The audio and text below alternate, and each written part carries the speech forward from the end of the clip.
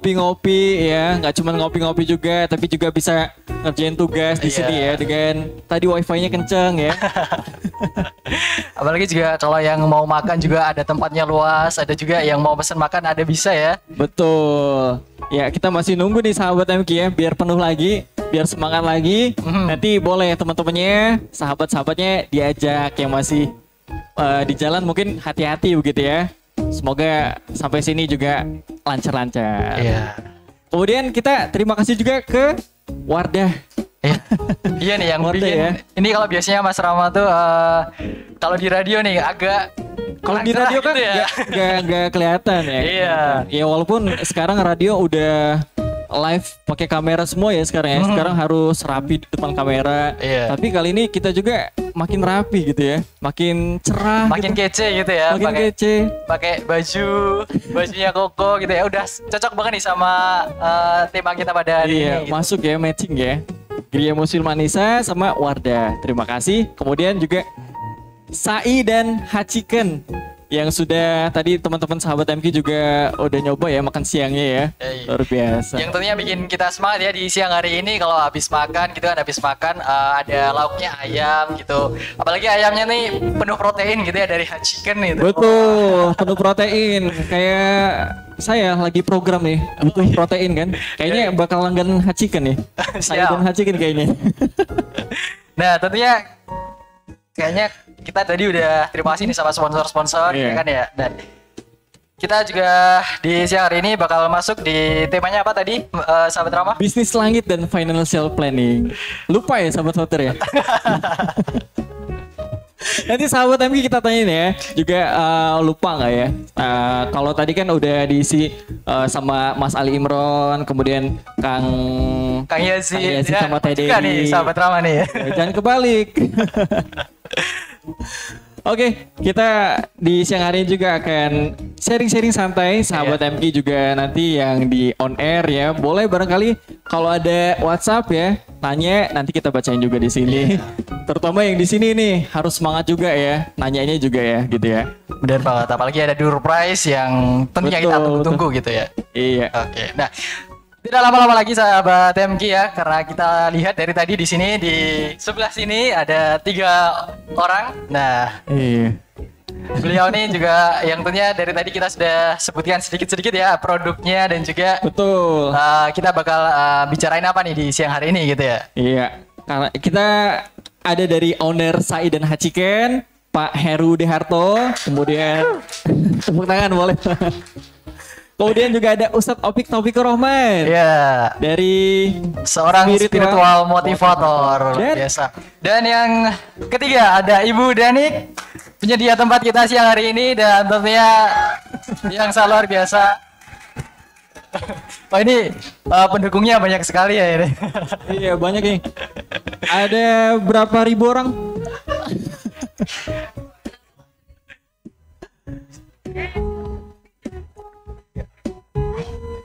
Iya, ini kita akan mulai ya udah on air ya.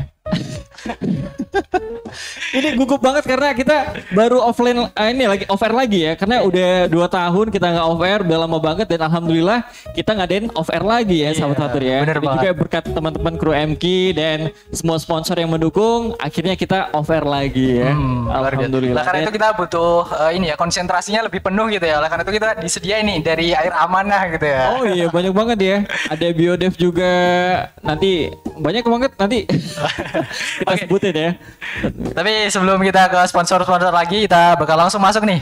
Tuh, kita langsung nanti tanyakan ke praktisinya ya, langsung ke pengusahanya bagaimana menjalankan usaha dan juga bagaimana sih menjalankan bisnis yang juga ini dirindukan langit begitu ya. Iya, Bisnis yang bagaimana kita ambil hikmahnya juga nanti begitu ya. Nggak cuma ambil keuntungan dunia gitu ya. Betul, dan juga nanti ada Bu Danik yang dari manajemen kolektif. Bagaimana sih nanti kita tanya-tanya untuk pasangan muda nih baru yang mau berbisnis atau juga yang bersamaan barangkali ya mau bisnis tapi juga mau nikah muda nih. Iya. Ini Karena di- ngelola uangnya gimana gitu kan agak susah gitu kalau nggak tahu gitu ya. Iya.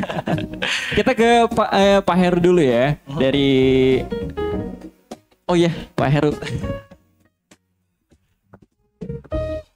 Oke, Bentar. nah ini di Ini udah siang hari ini ya hidup ya? bersama Pak Heru, owner dari Sai dan Hatch Chicken nih, sahabat MG. Dan tentunya sahabat MG sudah Cek. pernah dong makan gitu ya. Kalau belum jangan lupa cobain. Karena gerainya di Jogja juga udah banyak, bahkan udah nasional gitu ya Hatch Wow, Chicken udah ini. banyak banget cabangnya. Kita sampai pengen bikin ini juga ya, usaha ya, sahabat Mater ya. Iya nih. Makanya kita tanya-tanya nih yang jadi penasaran nih sahabat Rama ya. Ini kan chicken sama apa sai geprek sai gitu ya. Iya. Itu usahanya ayam gitu. Sedangkan Usahanya kalau kita ayam. lihat itu ayam di Indonesia ini udah banyak banget gitu. Tapi yang membuat Pak Heru ini yakin bisa menjalankan bisnis dan bisa bersaing gitu. Betul. Dulu awalnya gimana nih Pak Heru? Oke, sebelumnya Assalamualaikum warahmatullahi wabarakatuh. Perkenalkan, nama saya Assalamualaikum. Heru Budiharto dari Ayam Geprek Sai dan Hajiken. Awal mulanya kami mendirikan Ayam Geprek Sai dan Hajiken bermula karena awal mulanya kita sudah lama menjadi karyawan di sebuah restoran dengan brand yang lain ya. Artinya kita betul-betul mempelajari bisnis mereka, bagaimana ke depan kita itu bisa mendirikan sendiri. Alhamdulillah angan-angan kami yang dari dulu sudah lama menjadi karyawan akhirnya bisa terrealisasikan ya. Tapi kami menggunakan konsep yang berbeda dari brand-brand yang terdahulu.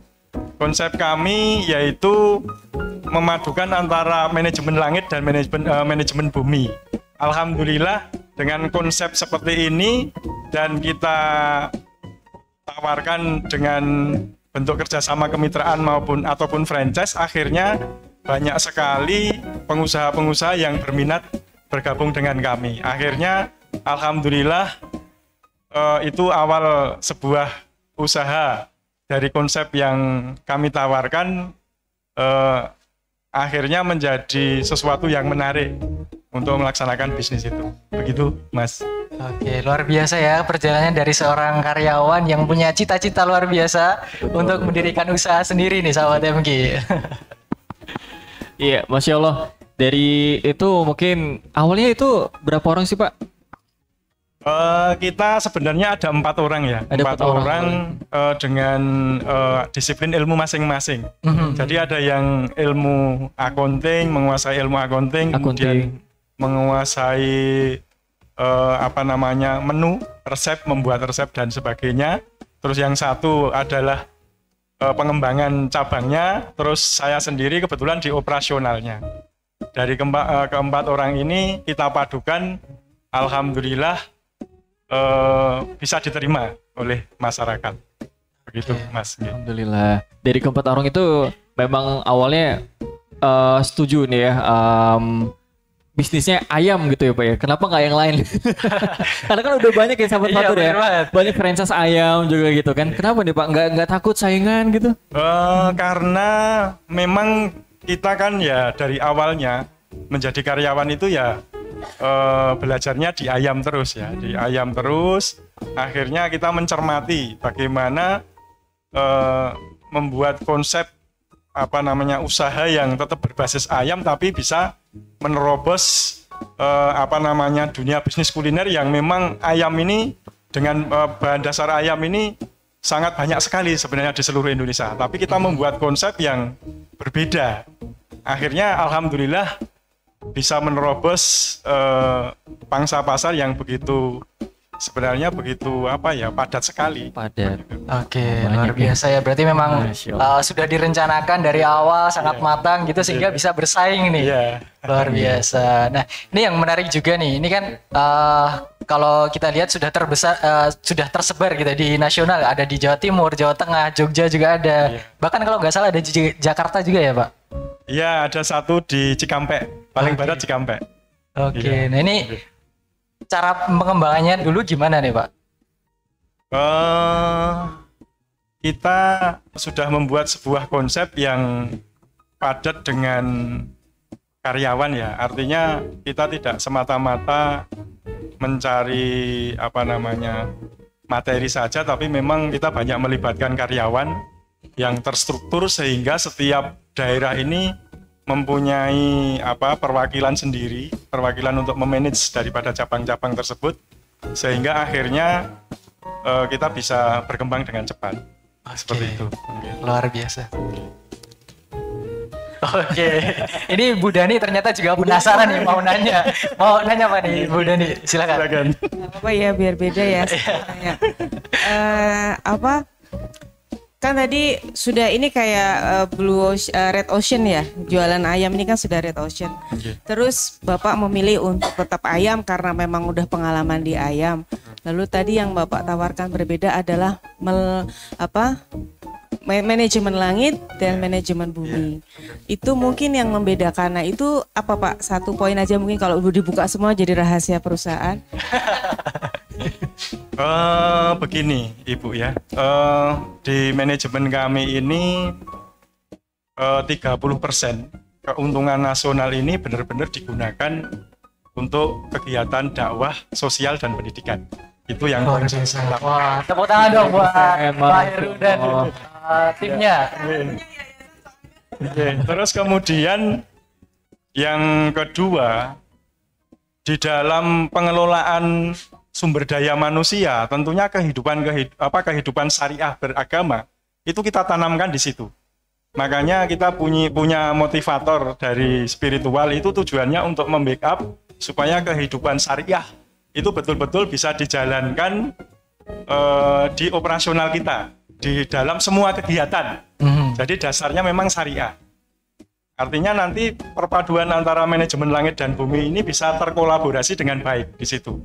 Alhamdulillah dengan konsep seperti ini dari Allah Subhanahu wa Ta'ala memberikan amanah percepatan perkembangan cabang yang luar biasa. Bahkan sampai sekarang daftar antrian untuk bergabung ini masih banyak sekali, bahkan kita sampai menolak. Masya Allah, tepuk tangan sekali lagi dong untuk Bapak Heru. Jadi nggak hanya kenyang aja ya dengan bisnis makanan, tapi juga kenyang berkahnya juga. Iya, bener banget. Tadi ada 30% untuk disumbangkan juga gitu ya. Banyak kegiatan sosial juga ya, bakti sosial Pak ya. Nah ini kan memang tadi memanage bisnis langit dan juga bumi ini ya. Iya. Nah kalau Ustadz Opik ini kayaknya juga dari Sai dan Haciken juga ya. Nanti kita iya seragam Bu Dani juga nih kayaknya ini juga ya berkolaborasi seperti kolektif. Namanya collaboration space. Iya, berkolaborasi. Jadi kita semua di sini berkolaborasi ya. Mudah-mudahan abis ini acara ini kita bisa bisnis bareng gitu kan, nanti kan bisa bermanfaat bareng. Amin. Amin. Nah ini kalau dari Ustadz Opik setelah tadi Pak Heru jelaskan memang memanage tidak hanya berbisnis, gitu, tidak hanya meraup keuntungan tapi juga meraih keberkahan. Seperti apa sih Ustadz Opik untuk keutamaannya ya dalam berbisnis ini seperti apa sih Ustadz? Bismillahirrahmanirrahim. Assalamualaikum warahmatullahi wabarakatuh. Waalaikumsalam. warahmatullahi wabarakatuh. Tadi sudah dimulai obrolan terkait bisnis oleh Pak Heru.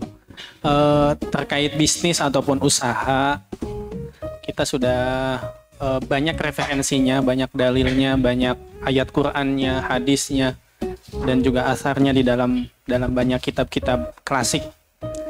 Kalau kita bicara tentang fadilahnya bekerja misalnya atau berbisnis, di dalam Al-Qur'an disampaikan fangtashiru fil ardi wabtagu min fadlillah.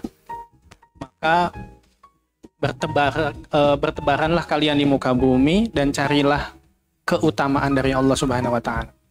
Jadi kita itu diminta untuk mencari ma'isyah, penghidupan. Karena hidup bekerja itu adalah jihad yang luar biasa. Seorang suami ataupun istri yang membantu suaminya menafkahi keluarganya itu jihad luar biasa. Karena urusannya hidup dan mati. Di dalam Al-Quran misalnya ada perintah tentang kulu washrobu, makanlah dan minumlah kalian. Terkadang mungkin nikmat makan dan minum ini dianggap sepele. Misalnya Mas siapa namanya? Raffi. Mas Raffi misalnya keangkringan makan nasi kucing 3.000, itu hal yang sederhana. Ternyata itu luar biasa. Karena dengan uang 3.000 kita bisa meneruskan hidup. Kalau seandainya kita hidup dan sehat, kita bisa bermanfaat, bisa ibadah kepada Allah dengan baik. Jadi terkadang orang akan bersyukur ketika misalnya ada naik jabatan, ngadain syukuran, punya mobil baru, punya rumah baru mengatakan alhamdulillah, syukur luar biasa. Tapi kadang lupa dengan air minum yang kita selalu minum setiap saat. Kadang lupa mensyukuri nikmat satu tegukan air saja. Kadang lupa mensyukuri nikmat satu suapan nasi saja. Terkadang kegiatan sehari-hari kita menyebabkan kita kadang lupa untuk bersyukur kepada Allah. Padahal urusan makan dan minum itu adalah urusan hidup dan mati. Maka menafkahi keluarga, bekerja dengan baik, itu adalah salah satu perintah Allah Subhanahu wa taala kepada kita semua. Bahkan dikatakan sebagai afdalul amal. Sebaik-baiknya pekerjaan itu adalah menafkahi keluarga dengan rezeki yang halal. Mungkin itu dulu, nanti ada kelanjutan. Masya Allah, luar biasa ya, berarti bagi kita yang sedang bekerja nih untuk keluarganya gitu ya, ternyata juga mendapatkan pahala yang luar biasa juga dari Allah Subhanahu Wa Taala nih. Betul, bermanfaat ya Masya Allah ya. Sahabat Fatur sudah siap menafkahi? Waduh, Masya Allah ya. Belum ada calonnya nih tapi. Belum ada, ya nanti dicarilah di sini. Nah, tapi ngomong-ngomong soal ini ya, tadi bisnis gitu ya, yang mau berbisnis, karena kita juga di sini banyak banget ya yang mau bisnis, tapi kadang bagi kita nih salah satu yang jadi problem terbesarnya adalah kita Banyak problemnya, bingung gitu ya. Mau mulai aja kadang ragu-ragu gitu ya. Sahabat Fatur, sahabat MG ya. terutama nih yang kadang agak sulit itu modalnya nih, gimana Modal. gitu ya. Apalagi kebutuhan kita juga banyak, kebutuhan sehari-hari buat makan dan lain-lain. Nah, ini nyisihin buat modal bisnisnya itu gimana nih? Nah, itu yang ya jadi harus kita pelajari dulu. Nah, oleh karena itu di sini ada Ibu Danik ya dari manajemen Udah kolektif nih, yang langsung nih kita tanyakan. bisa nih seperti untuk menjelaskan gimana caranya menyiapkan modal bisnis gitu. Nggak nunggu iklan dulu ya, langsung ya. Langsung. Belum iklan gitu, masih lama ya. Oke, assalamualaikum warahmatullahi wabarakatuh. Waalaikumsalam warahmatullahi Salam wabarakatuh. kenal, saya Dani mewakili dari manajemen kolektif. Kalau tadi pertanyaannya bagaimana mengumpulkan modal bisnis, sebenarnya sekarang pilihannya itu sudah banyak. Bisa dengan berkolaborasi, mencari investor, atau dengan menabung yang konvensional ya, kita nabung dulu sampai jumlah modalnya cukup baru kita memulai usaha. Cuma untuk memulai usaha itu sendiri, seperti mungkin tadi di sesi yang awal Mas Ali Imron, bukan Mas Andi Imron, Mas Revo, ya. Revo. itu bilang kan harus punya kemauan dan punya tekad yang kuat ya. Nah, itu yang kadang membuat orang tuh ragu-ragu untuk memulai bisnisnya kan. Nah, kalau modal sendiri harus nabung, waktunya lama. Kalau harus kolaborasi, ngajak partner, nyari partner yang pas juga nggak gampang. Iya tuh. Kalau yang ketiga, nyari investor, kita harus punya portofolio, kita harus punya rekam jejak yang baik, sehingga orang percaya untuk menginvestasikan uangnya kepada kita. Nah, itu sebenarnya satu bahasan yang tidak mungkin kita bicarakan secara detail di sini. Tapi kalau pertanyaannya gimana caranya biar punya modal, nomor satu minta sama Allah aja sih. Habis itu nanti kan di antara pilihan-pilihan mendapatkan modal tadi, kita melihat lagi ke dalam diri kita yang paling cocok sama kita itu yang mana gitu. Karena ada orang yang tidak terlalu nyaman bekerja sama dalam bentuk investor dan pengelola misalnya. Dia lebih suka tak kelola dhewe wae gitu misalnya. Ini bahasa Jawa nggak apa-apa ya. Nanti kalau nggak ngerti bisa tanya sama Mas. Ada yang lebih suka nyari investor karena apa? Challenging buat dia dengan memegang uang yang dipercayakan oleh orang itu challenging buat dia dan dia tidak harus berhutang misalnya kan ya. Kalau kolaborasi ada yang merasa berat juga karena tidak mudah untuk menyatukan visi dan misi usaha. Visi misi rumah tangga aja tadi perlu ada harmonisasi ya Pak Yazid ya. Apalagi visi misi usaha. Ya mirip-mirip sih dalam setiap bentuk kerjasama itu harus punya kesamaan visi misi. Saya kira ini tadi sudah jelas visi misinya. Bajunya juga udah kembar, mesti udah ya kan? Itu. Oke. Iya, manajemen kalau rumah tangga di keluarga, rumah tangga di keluarga sama kerumah tanggaan di perusahaan barangkali gitu ya. Itu nanti ada kaitannya tuh sahabat Fatur ya. Apa Jadi sukses di bisnis, sukses di keluarga juga gitu. Oke. Nanti kalau kurang jelas masih ada ini Kang Yazid sama Teh Dery mau tanya. Iya. Terima kasih untuk Bu Nani tadi ya. Masih banyak sebenarnya ya. Karena kita juga masih banyak banget pengen belajar sama saya dan Hachiken ini. Gimana sih Pak? Kalau Pak Heru lagi ya. Manajemen organisasinya ini kalau di dalam Sai dan Hachiken itu seperti apa Pak Heru? Boleh diceritain nggak? Boleh dong. Boleh. Manajemen di Ayam Geprek Sai dan Hachiken ya sebenarnya seperti perusahaan yang lain ya, tidak ada bedanya, cuman memang kita banyak sekali pejabat strukturnya, bahkan untuk memadukan antara organisasi spiritual dan organisasi operasional atau profesional ini tidak mudah sebenarnya untuk menyatukan dua manajemen ini. Tapi alhamdulillah organisasi kita ini bisa berjalan dengan baik ya. Jadi semua tanggung jawab tentunya diserahkan kepada atasan masing-masing. Nanti atasan ke atasannya lagi, atasan ke atasan pusat ya. Seperti itu kurang lebih manajemen kita. Mungkin bisa ditambahi Pak Ustadz topik manajemen kita. Kolaborasi antara organisasi tadi spiritualnya ya Pak dan profesional. Tambahan dari saya, di tempat kami itu motonya atau visi misinya itu ada al-ibadah hirfah. Ibadah itu profesi. Justru menjadikan sholat itu sebagai bagian dari pekerjaan. Menjadikan ngaji Al-Quran itu sebagai bagian dari pekerjaan. Jadi misalnya karyawan rumah makan di tempat kami datang jam 7.45, mereka tidak boleh nyapu, tidak boleh membersihkan, tidak boleh prepare macam-macam. Mereka diwajibkan untuk ngaji Quran dulu, baca Asmaul Husna, briefing, menargetkan dalam satu hari ini salesnya berapa, kemudian mengulang-ulang visi dan misi perusahaan. Setelah itu baru bekerja. Jadi konsepnya diubah. Biasanya kan kalau kita bekerja itu adalah mencari uang. Kebanyakan kalau misalnya dalam wawancara atau dalam obrolan santai, ngapain kamu bekerja? Golek duit. Selalu bahasanya mencari. Kalau mencari itu kan sesuatu yang hilang dari diri kita. Kita mencari kunci karena kuncinya lupa diletakkan di mana.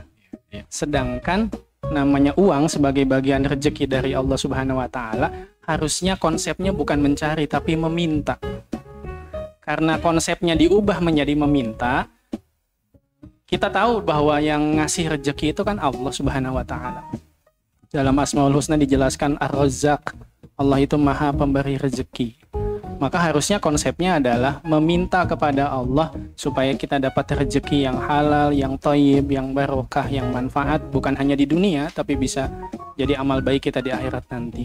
Maka teman-teman karyawan itu diajak untuk mengenal Allah, merayu Allah, supaya Allah yang menggerakkan hati tamu-tamu, customer-customer bisa datang dan makan di tempat kami. Konsep itu kemudian menjadi sangat luar biasa tadi yang disampaikan oleh Pak Heru sebagai sebuah percepatan. Mungkin usia kami baru 4 tahun. Ya, awal udah berdiri sejak 2017. Ada ya 4 tahun sampai usia 5 tahun lah hari ini. Tapi alhamdulillah kita sudah ada 260 gitu. Dan alhamdulillah sudah banyak tersebar di Pulau Jawa. Itu karena percepatan itu dimulai karena kita melibatkan Allah sebagaimana tadi disampaikan oleh Bu Dani. Ketika kita mampu melibatkan Allah dalam setiap keputusan hidup kita, maka Allah akan ikut membantu bisnis kita, usaha kita, keluarga kita jadi harmonis, bisnis kita juga jadi sukses. Jadi setidaknya itu yang bisa saya tambahkan terkait manajemen, bahasanya Pak Heru, manajemen langit dan manajemen bumi, di mana profesionalisme dengan spiritualisme itu dipadu-padankan supaya tadi di awal saya sampaikan bahwa ibadah itu adalah pekerjaan. Bahkan di tempat kami setiap kali mau sholat berjamaah, karyawan laki-laki punya kewajiban untuk berjamaah di masjid. 30 menit dikasih waktu. Nah, kemudian ada pertanyaan ke teman-teman, dalam 30 menit sebagai SOP kewajiban sholat berjamaah, sebenarnya siapa yang dirugikan? Kemudian teman-teman karyawan menjawab, manajemen yang dirugikan. Karena harusnya 30 menit digunakan untuk mendapatkan sales, ternyata ditolak untuk lebih mengedepankan sholat berjamaah. Jadi yang diuntungkan sebenarnya adalah karyawan. Di tempat kami, sholat dan mengaji itu adalah bagian dari pekerjaan. Bahkan Pak Heru dengan Dewan Direksi yang lain sudah sepakat bahwa ibadah itu nomor yang utama, selebihnya itu hanya pelengkap. Itu saja mungkin. Masya Allah, luar biasa ya. Berarti ini memang visi langitnya itu benar-benar mengakar gitu ya di Hutch Chicken ini. Luar biasa. Dan sebelum dunia, akhirat dulu, langit dulu. Iya, benar-benar. Dan yang menarik juga nih tadi, ini kan Hutch Chicken udah punya banyak cabang, yang berarti juga punya banyak karyawan gitu. Nah, ini kan karyawan berarti dari banyak latar belakang juga nih, yang belum tentu nih, karena kalau dilihat dari manajemen Hutch Chicken yang seperti itu belum begitu bisa disebut belum lazim gitu ya di manajemen bisnis yang lain, belum ada yang sholat dijadikan sebagai salah satu pekerjaan juga gitu. Nah, ini ada tantangan tersendiri untuk mengelola karyawannya itu nggak Pak? Apakah juga ada yang merasa nggak nyaman? Nah, itu gimana cara mengatasinya gitu?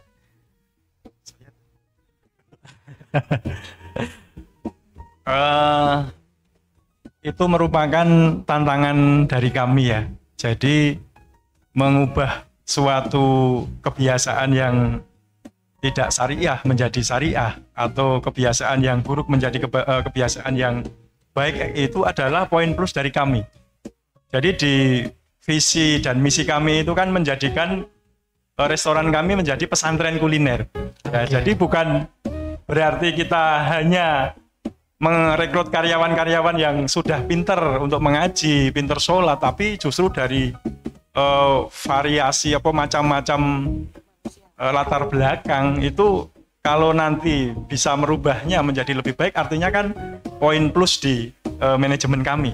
Jadi termasuk visi misi kami di situ, ya. Seperti itu mungkin jawabannya. Gak cuma visi misi, tapi juga sebenarnya investasi Said dan Hutch Chicken ini sepenuhnya untuk Allah gitu ya Pak ya? Ya, betul sekali. Masya Allah. Terus untuk investornya apa Pak? Bagaimana? Investornya? Untuk semua. Untuk investornya apa? Oh ya, jadi memang kami membuka kemitraan ya. Jadi dari kemitraan itu 30% untuk manajemen, kan sistemnya bagi hasil ya, sirah ya, bagi hasil. Jadi yang 70% adalah milik investor di suatu cabang misalnya ya. Jadi nanti yang kita gunakan itu semua kan adalah keuntungan manajemen, bukan dana dari investor. Jadi walaupun di dalam kerjasama memang investor itu punya kewajiban 30% tadi dari keuntungannya buat manajemen ya, untuk manajemen. Jadi investor tetap kita berikan sesuatu yang layak. Bahkan di dalam kerjasama kita yang mungkin tidak ada di perusahaan yang lain, investor itu investasinya kita garansi. Artinya seperti apa? Misalnya di suatu cabang, ternyata ditunggu sampai 6 bulan, sampai 1 tahun tidak ada hasilnya, manajemen siap kembali membeli investasi yang ditanamkan di cabang itu. Jadi bukan semata-mata kita mengajak investor lain itu untuk berbisnis dan kita mencari keuntungan dari investor itu, bukan. Tapi ini merupakan beban moral yang sangat berat sebenarnya kalau kita sudah menerima kemitraan atau investor orang lain yang bergabung dengan kita, tapi kita hanya ya wes lah, misalnya rugi itu kan tanggung jawab investor, bukan seperti itu. Tapi alhamdulillah dengan sistem yang seperti itu ternyata tidak banyak investor yang kepengen investasinya dibeli oleh kita. Artinya banyak, alhamdulillah banyak yang berhasil dari cabang-cabang tersebut. Begitu. Gitu Ibu. Alhamdulillah banyak yang berhasil ternyata nggak boncos bisnisnya. Iya. Tapi Mas penasaran sebenarnya tadi kan tentang budaya kerja juga sebelum memulai pekerjaan itu ada amalan-amalan tadi ya Ustadz ya. Memang membaca Al-Quran, kemudian waktunya sholat itu wajib bahkan 30 menit. 30 menit itu saya penasaran juga ada yang bilang masih kurang nggak Ustadz? 30 menit itu kan setiap cabang tentu jarak dengan masjid kan variatif. Ya itu. Ada yang cukup dengan jalan kaki, ada yang butuh kendaraan. Jadi dikasih waktu paling lama 30 menit. 30 menit itu 10 menit sebelum adzan, 10 menit ketika pelaksanaan sholat, dan 10 menit untuk pulang dari masjid ke cabang masing-masing. Jadi di tempat kami itu ada toolnya. Di situ ada himbauan, mohon maaf di jam-jam sholat ada keterlambatan pembuatan produk karena karyawan laki-laki ada kewajiban sholat berjamaah di masjid. Itu sebagai satu komitmen bagi kami bahwa kalau bukan kita yang menghidupkan dan meramaikan masjid, siapa lagi? Kemudian terkait budaya mengaji sebagai sebuah amalan bagi kita.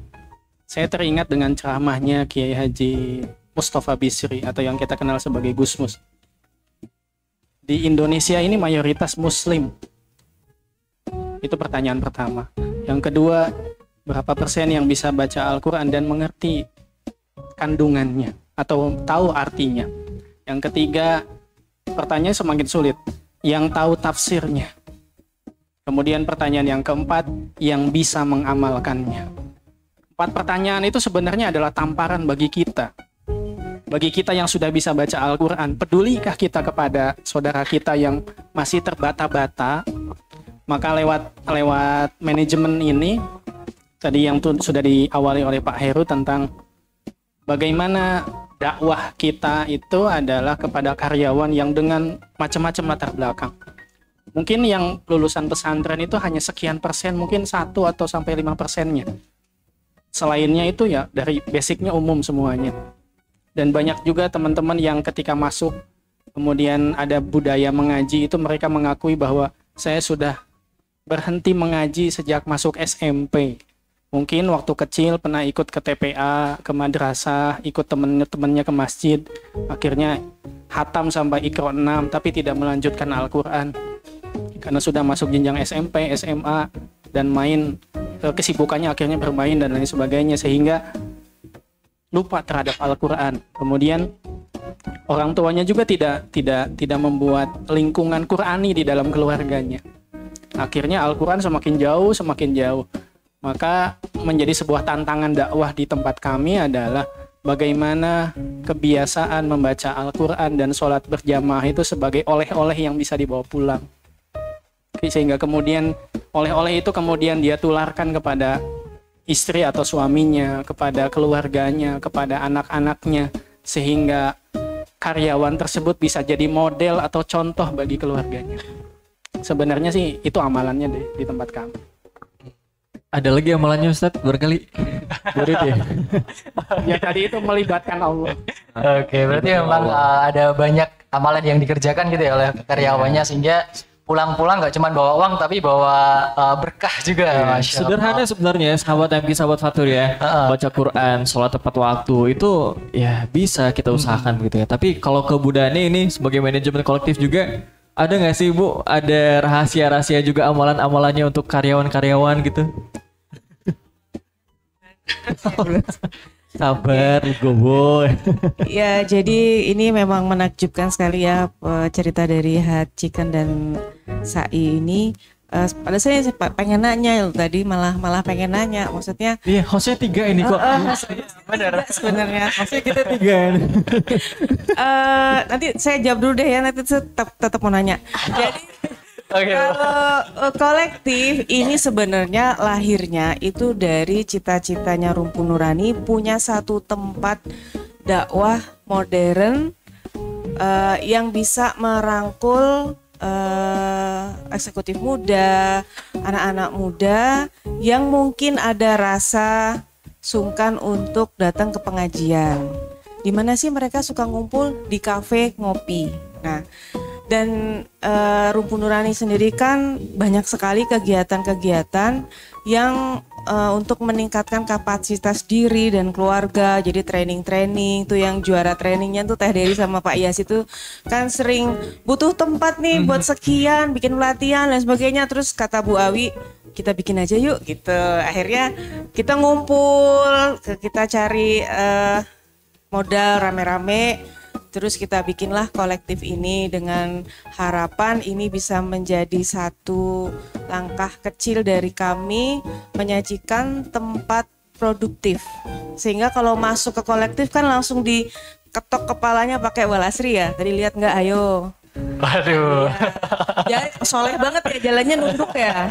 Iya, ngedul basar ini Bu. Begitu buka pintu kan langsung ada demi masa. Nah itu memang kita mau memberikan pesan yang kuat tentang kita tuh sama-sama punya modalnya itu waktu loh. 24 jam loh. Boleh kamu ada di sini sambil ngopi, sambil bercengkrama, tapi ingat yang manfaat, jangan sia-sia gitu. Nah makanya ada remindernya yaitu azan.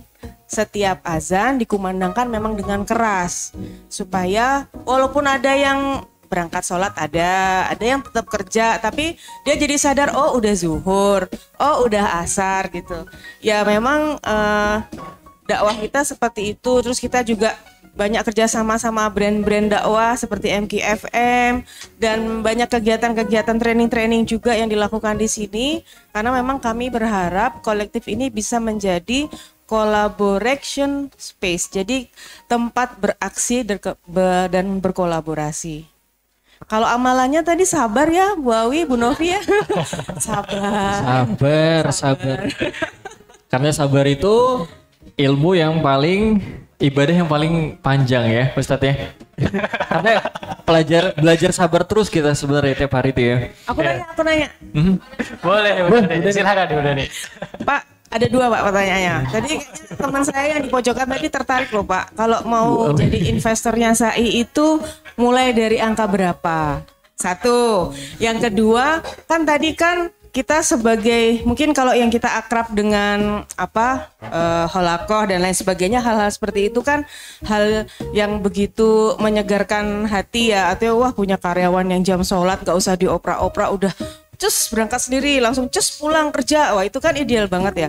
Tapi sebenarnya yang paling menantang dari 4 tahun ini Pak, apakah dari sisi pasar yang harus menyesuaikan karena jam sholat otomatis tidak terlayani, atau dari sisi SDM yang tadi dari latar belakang bermacam-macam, atau dari investor, atau dari Bapak sendiri di mengelola manajemen untuk mengkombinasikan profesionalisme dan spiritualitas? Rahasia ilahi kayaknya ini.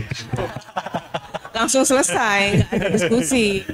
Monggo Pak Heru. Oke, untuk investasi di ayam geprek SAI dan Hajiken itu angkanya sebenarnya tidak banyak ya. Sekitar 300 sampai 350 juta. Dicicil berapa kali Pak? Itu langsung cash. Langsung kayak. Langsung cash disebat. Oh ya, tuh Mbak Novi dicatat Mbak. Cuman memang kalau kita sendirian itu terlihat besar ya. Jadi di manajemen kami itu banyak outlet ini yang kolaborasi dari beberapa orang, itu juga banyak. Jadi diperbolehkan. Diperbolehkan. Tapi nanti sirkahnya 1 orang toh perwakilan. Ya, perwakilannya itu 1 orang toh. Nanti untuk selanjutnya pembagian saham dan sebagainya bisa diatur oleh internal mereka. Oke.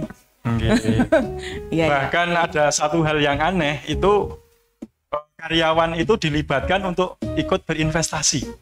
Artinya punya saham. Ya, punya saham di salah satu cabang yang memang nanti di project untuk rame-rame ya. Jadi diberi kesempatan untuk ikut berwirausaha, berinvestasi, sehingga karyawan itu bekerja tidak hanya semata-mata menjadi karyawan saja, tapi juga menjadi pemilik. Sudah lebih dari 50 cabang di manajemen kami itu adalah milik karyawan. Oh, Masya Allah. Tapi badinya ya banyak toh Pak itu Pak? Ya, alhamdulillah. Alhamdulillah. Kalau untuk makan saja lebih dari cukup. Alhamdulillah. Terus yang kedua Pak? Yang kedua tadi agak yang paling berat Pak. Yang paling berat mengkombinasikan ini tadi. Sebenarnya kadang-kadang customer ini tidak mau tahu pada jamnya makan kenapa pelayanan menjadi lambat. Tetapi kita sudah sampaikan, kita training karyawan kita bagaimana menyampaikan bahwa keterlambatan itu disebabkan oleh apa, ya. Dan itu ditulis besar-besar di back counter bahwa di saat jam sholat pelayanan menjadi akan terganggu. Ya, di situ ditulis besar-besar. Jadi kita bagaimana cara mengelola customer supaya customer ini bisa mengikuti kita, ya, mengikuti kita. Ikut sholat. Enggak, maksudnya oke. memahami dengan manajemen kami yang seperti ini sehingga mereka memahami, oh ternyata seperti itu. Akhirnya ya customer bisa sadar dan justru malah memberikan jempol kepada kita, ya. Pasti harus. Akhirnya kita mentraining customer, selalu kita training setiap hari, akhirnya mereka paham dengan kondisi kita. Mungkin nanti ada satu outlet dibuat percobaan, Pak. Jadi ketika ditinggal sholat langsung disiapin ayam goreng biar goreng sendiri, ngabis sendiri. Ide. Self service. Ide. Mungkin nanti Ibu Dani bisa investor Bisa. cabang baru gitu ya. Tergantung Bu Novi ACC apa enggak itu. Itu beberapa berarti ada yang protes juga ya, Pak? Pernah ya, Pak, ya, protes Ya karena awal-awal Ya, wajar. awalnya memang Wajar. banyak protes. berani ya Banyak protes komplain. sama Allah. Sholat wajib. Iya. Iya. Nah, ini kan langsung nih ke pengusahanya ya. Di sini udah ada Pak Heru, kan kita juga pasti yang anak-anak muda yang baru mungkin bisnisnya baru nyoba, baru mau mulai bisnis, terus modalnya masih kecil. Sebenarnya kalau bisnis berusaha itu punya usaha itu potensi beberapa orang aja, karena kan ada yang juga warisan ini ya, sahabat Fatur ya, warisan orang tua, terus nerusin usahanya orang tua. Itu kan hanya beberapa orang. Apakah semua orang itu sebenarnya punya potensi untuk berbisnis sih, Pak Heru? Menurut kami semua orang punya potensi. Yang terpenting mental untuk berwirausaha ini yang betul-betul harus kita tanamkan ya. Mungkin ada motivator di dalam trainingnya dan sebagainya, itu perlu ditanamkan pada semua orang bahwa semua sebenarnya punya potensi untuk ke arah sana. Makanya di dalam ayam geprek SAI ini kita ajarkan karyawan untuk berinvestasi tadi. Tujuannya melatih mereka untuk berwirausaha, ya. Karena memang biasanya yang ditakutkan ini nanti tidak untung biasanya ya. Uang yang kita investasikan takut nanti hilang. Biasanya kan seperti itu. Jadi harus kita rubah dulu mindsetnya bahwa seorang wirausaha itu tidak takut akan kehilangan modal atau uang. Itu yang pertama, memang mental seperti itu harus yang kita tanamkan dahulu. Ya, makanya di ayam geprek SAI karyawan itu dilatih untuk berinvestasi, tujuannya ya supaya mereka mempunyai mental usaha, ya. Bahkan investasinya itu digaransi oleh manajemen. Dalam artian memang kalau nanti suatu cabang ini tidak bagus, uangnya bisa 100% kembali, kapanpun bisa diminta. Ya, ini khusus untuk karyawan, bukan untuk mitra. Kalau mitra nanti ya lihat situasi dan kondisi. Ya, misalnya memang tidak jalan usahanya baru kita proses, ya. Kalau karyawan kan barangkali di suatu perjalanan butuh uang untuk pernikahan, untuk apa, untuk berobat orang tuanya atau keluarganya, itu kan sewaktu-waktu bisa diambil, ya seperti itu. Oke. Berarti memang sangat diperhatikan ya karyawan juga di level up gitu istilahnya. Enggak terus-terusan jadi karyawan tapi bisa jadi pemilik juga nantinya. Dasar-dasar kayaknya aku pengen banget jadi karyawan. Pengen banget Bu. Cuman belum ada modalnya ini Bu. Langsung gak jadi sini lagi. Ayo abis ini sama Satur invest ya. Sama lah, nanti kita iuran ya. Iya, kita akan lanjut lagi nanti sama-sama belajar ya, sharing-sharing di siang hari ini, inspirasi keluarga sesurga ya. Kita akan bersama lagi nanti Pak Heru, Ustadz Opik dan juga Bu Dani ya. Nah, sahabat MK di sini juga siap-siap nih. Nah, nggak cuma Bu Dani aja yang nanya, tapi sahabat MK di sini juga nanti boleh ya nanya ya, sahabat Hunter ya. Nanti jangan sampai hadiahnya buat Bu Dani semua nih. Enggak. Oke. Nah, dan nggak terasa ya udah lebih dari 40 menitan gitu ya kita jadi haus gitu rasanya. Kita harus jeda dulu ini ya. Ya. Iya, jeda dulu Ini Ibu nanti. Danik udah minum nih dari air aman ya. Ya. Ada air amanah, kemudian ini oh ini ayam geprek Sai dan hot chicken ya, Sai dan hot chicken. Biodev kolektif. Oh, boleh Bu. Iya nih. Boleh banget ini Bu. Ini supaya nggak ngantuk gitu ya Bu. Nah. Ya, kita akan kembali lagi nanti sahabat materi ya, sahabat MQ setelah jeda iklan dan juga MQ News yang harus kita putarkan juga ya di setengah 2 kali ini. Tetap di 92,3 MQ FM Jogja, inspirasi keluarga Indonesia.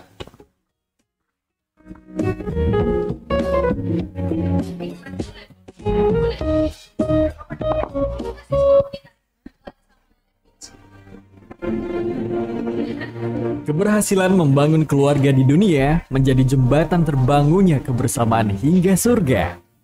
Mewujudkan keluarga Samara diperlukan ruhiyah dan ilmu untuk merajut keindahan bersama keluarga. MKFM Jogja mempersembahkan kajian bertabur ilmu dalam membangun keluarga sakinah, mawaddah, warohmah. Hadir dalam inspirasi keluarga, sekeluarga sesurga. Bersama Owner Centrum Space dan alumni Universitas Amikom Yogyakarta, Revo Ali Imron, founder Sekolah Calon Ibu dan Ayah, Teh Dery dan Kang Yazid, CEO Sai dan Haji Ken, Heru Budi Harto, spiritual motivator Ustadz Opik Taufikur Rahman, manajemen kolektif Siti Alfiah Kusuma Wardani. Inspirasi keluarga, sekeluarga sesurga. Acara ini didukung oleh Universitas Amikom Yogyakarta, Yayasan Rumpu Nurani, Kolektif Collaboration Space, Sai dan Haji Ken, Gria Muslim Anissa, Wardah, Biodev, Air Amanah, Nibras, DMI Indonesia, Centrum Space.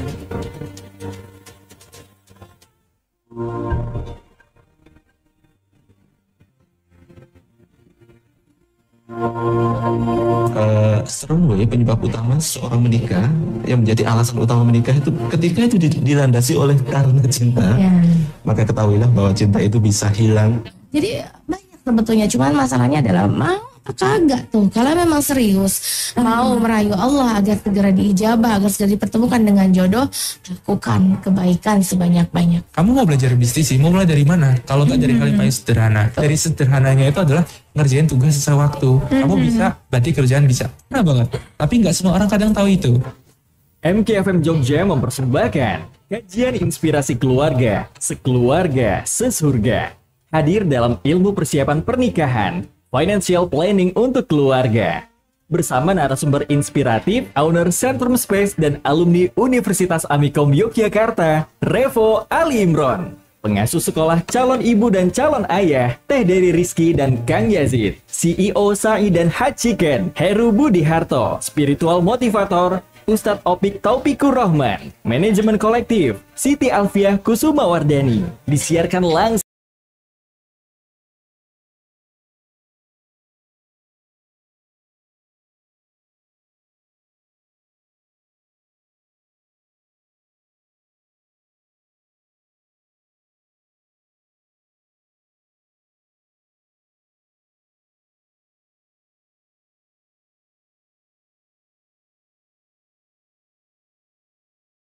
LY garis miring inspirasi keluarga, sekeluarga sesurga. Untuk informasi pendaftaran, Rofi 0821 3633 3923. Inspirasi keluarga, sekeluarga sesurga. Live on air dan online di MKFM Jogja. Acara ini didukung oleh Universitas Amikom Yogyakarta, Yayasan Rumpu Nurani, Kolektif Collaboration Space, Sai dan Haji Ken, Gria Muslim Anissa, Wardah, Biodev, Air Amanah, Nibras, DMI Indonesia, Centrum Space.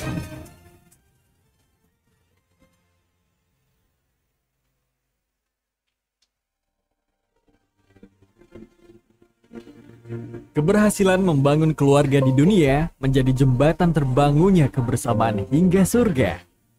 Mewujudkan keluarga Samara diperlukan ruhiyah dan ilmu untuk merajut keindahan bersama keluarga. MKFM Jogja mempersembahkan kajian bertabur ilmu dalam membangun keluarga sakinah, mawaddah, warohmah. hadir dalam Inspirasi Keluarga, Sekeluarga Sesurga. Bersama Owner Centrum Space dan alumni Universitas Amikom Yogyakarta, Revo Ali Imron, founder Sekolah Calon Ibu dan Ayah, Teh Dery dan Kang Yazid, CEO Sa'i dan Haji Ken, Heru Budi Harto, spiritual motivator Ustadz Opik Taufikur Rahman, manajemen kolektif Siti Alfiah Kusuma Wardani. Inspirasi Keluarga, Sekeluarga Sesurga. Acara ini didukung oleh Universitas Amikom Yogyakarta, Yayasan Rumpu Nurani, Kolektif Collaboration Space, Sa'i dan Haji Ken, Gria Muslim Anissa, Wardah, Biodev, Air Amanah, Nibras, DMI Indonesia, Centrum Space.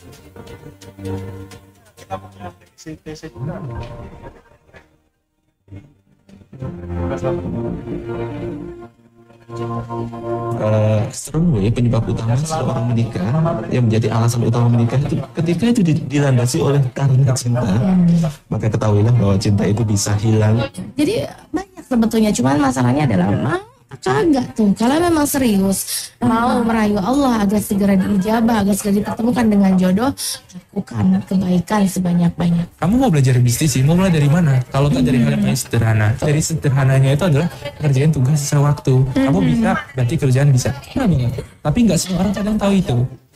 MKFM Jogja mempersembahkan kajian Inspirasi Keluarga, Sekeluarga Sesurga. Hadir dalam ilmu persiapan pernikahan, financial planning untuk keluarga.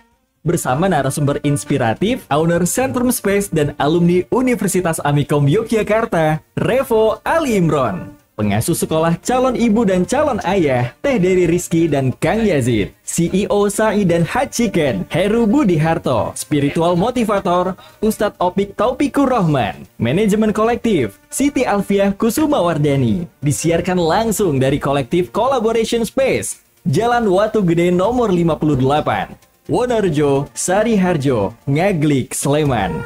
Pastikan sahabat MK hadir secara langsung dan dapatkan door prize menarik. Rabu 5 Oktober 2022.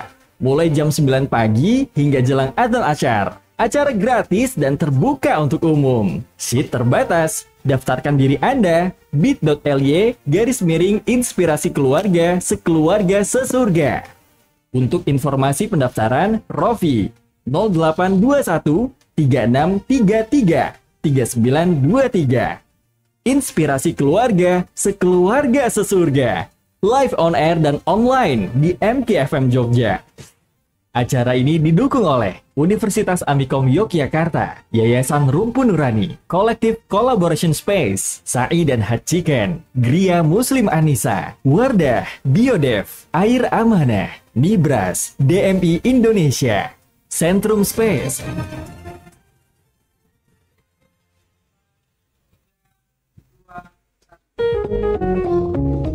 92,3 MKFM Jogja, Inspirasi Keluarga Indonesia, Inspirasi Keluarga, Sekeluarga Sesurga.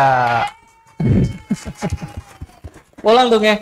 Nanti kalau saya bilang Inspirasi Keluarga, sahabat MK di sini Sekeluarga Sesurga. Karena kan kalau kita mengucapkan Sekeluarga Sesurga, amin gitu ya. Mudah-mudahan kita nanti masuk surga juga. Amin. Amin. Ulang lagi ya. Inspirasi Keluarga, Sekeluarga Sesurga. Amin. Ya, sahabat Fatur, kita masih tunggu nanti ya sahabat MK juga di sini yang nanti juga akan dibuka Q&A-nya. Tapi kita juga kembali berterima kasih ini untuk Nibras Jogja ya. Nibras Jogja yang tagline-nya itu unik dan cantik ya. Iya, Unik apalagi dan nih kalau tadi ya karyawan Haji Ken itu kan sholat tepat waktu di masjid kan kalau bisa ya rapi gitu ya, yang cantik, yang unik gitu ya. Jadi dipandang waktu sholat tuh enak gitu ya. Iya, berarti Nibras ini nggak cuma untuk muslimah tapi untuk muslim juga ya. Iya, benar banget. Lengkap ya, pakaian muslim, fashion muslim, Nibras Jogja gitu ya. Iya. Apa tagline-nya? Unik dan cantik. Ya, kita lanjut lagi, sahabat Fatur. Kalau tadi Pak Heru, Ustadz Opik, Bu Dani juga ya masih kulit-kulitnya ya sebenarnya kita sharing-sharing ya. Nanti sahabat MK sebenarnya kalau mau ngulik lagi ya pertanyaannya, kita mah yang kulit-kulitnya aja sebenarnya. Ini kan kalau tadi Bu Danik banyak jadi hostnya nih. Nah sekarang kita tanya-tanyain Tanya dong. lagi ke Bu Dani deh. Oke, nah ini kan tadi temanya nggak cuma bisnis tapi ada financial planning buat keluarga nih Bu Dani. Nah kalau misalkan nih kita udah berkeluarga nih besok ya, karena saya belum nih Bu, mohon doanya ini. Segera. Itu yang belakang juga banyak yang single mas. Amin, itu sebenarnya dari belakang dalam hati kuat banget. Amin. Oke, nah ini kan kalau kita gabungin ya ke bisnis gitu, keluarga yang apalagi yang masih keluarga muda gitu Ibu. Nah ini kan masih bingung gitu ya mau ngelola uangnya gimana, apalagi mau bisnis juga buat persiapan masa depan. Nah itu pengelolaan planningnya itu gimana kira-kira Ibu? Oke, terima kasih. Jadi saya akan memberi 3 saja kata kunci dalam financial planning. Sebelum sampai ke 3 kata kunci, financial planning atau perencanaan keuangan ini sifatnya sangat unik dan personal. Bisa jadi kalau Mas baca di Google ya, berbagai tips and trick gitu ya. Tapi sebenarnya perencanaan keuangan itu sifatnya personal. Artinya bagaimana kita mensikapi uang. Jadi kalau kita bicara financial planning itu 90%-nya adalah psikologi tentang uangnya atau tentang kita terhadap uang. 10%-nya aja matematikanya. Jadi kalau mau bicara financial planning atau perencanaan keuangan, kita mesti tahu dulu uang itu buat kita apa sih? Gitu. Uang itu buat tujuankah atau hanya carakah? Atau apa gitu kan. Nah, sedangkan 3 cara untuk menyusun perencanaan keuangan yang baik itu sebenarnya yang pertama hanya dengan menentukan tujuan finansial. Jadi kayak kita keseharian aja, kalau kita nggak tahu tujuan kita kemana, terus jadi gabut judulnya ya, gabut. Kecuali kegabutan itu menjadi tujuan, itu di luar konteks pembicaraan. Tapi kita bicara bahwa untuk bisa menyusun perencanaan kita harus tahu kita mau kemana. Jadi financial planning kita ini tujuannya apa? Tujuan finansial. Nggak bisa tujuan finansial itu cuma bilang saya pengen kaya atau saya pengen punya mobil. Nggak cukup. Karena satu harus ada bentuknya ya, objeknya. Yang kedua ada timelinenya, ada waktunya. Misalnya 5 tahun ke depan saya pengen sudah punya ini, atau sudah kemana, atau sudah punya tabungan berapa. 10 tahun ke depan saya membayangkan saya begini, 20 tahun ke depan saya berencana pengen begini gitu. Ini adalah satu pendekatan psikologi juga yang menguatkan azam ya, kalau bahasa spiritual kita punya cita-cita, kita punya, kemudian kita kuatkan tekad kita visualisasikan apa yang menjadi tujuan kita itu. Nah, tadi pokoknya kalau dari 3 yang ke 0 minta petunjuk Allah tuh udah di luar pembahasan ya. Pokoknya kita mau mulai apa-apa kan bismillah ya. Mau nyusun perencanaan keuangan juga harus bismillah dan ta'awuz supaya memang kita ketika merencanakan itu bukan dalam rangka meragukan sedetik pun atau meragukan sekecil pun kemutlakan rizki yang Allah berikan pada kita. Jadi ketika kita menyusun perencanaan keuangan itu bukan berarti kita kita sedang tidak percaya pada takdir bahwa Allah ngatur rezeki kita, bukan. Ini adalah cara kita melangkah tadi, meminta dengan baik. Terus yang kedua, setelah kita menyusun tujuan finansial kita harus melakukan pencatatan dan melakukan apa yang kita rencanakan.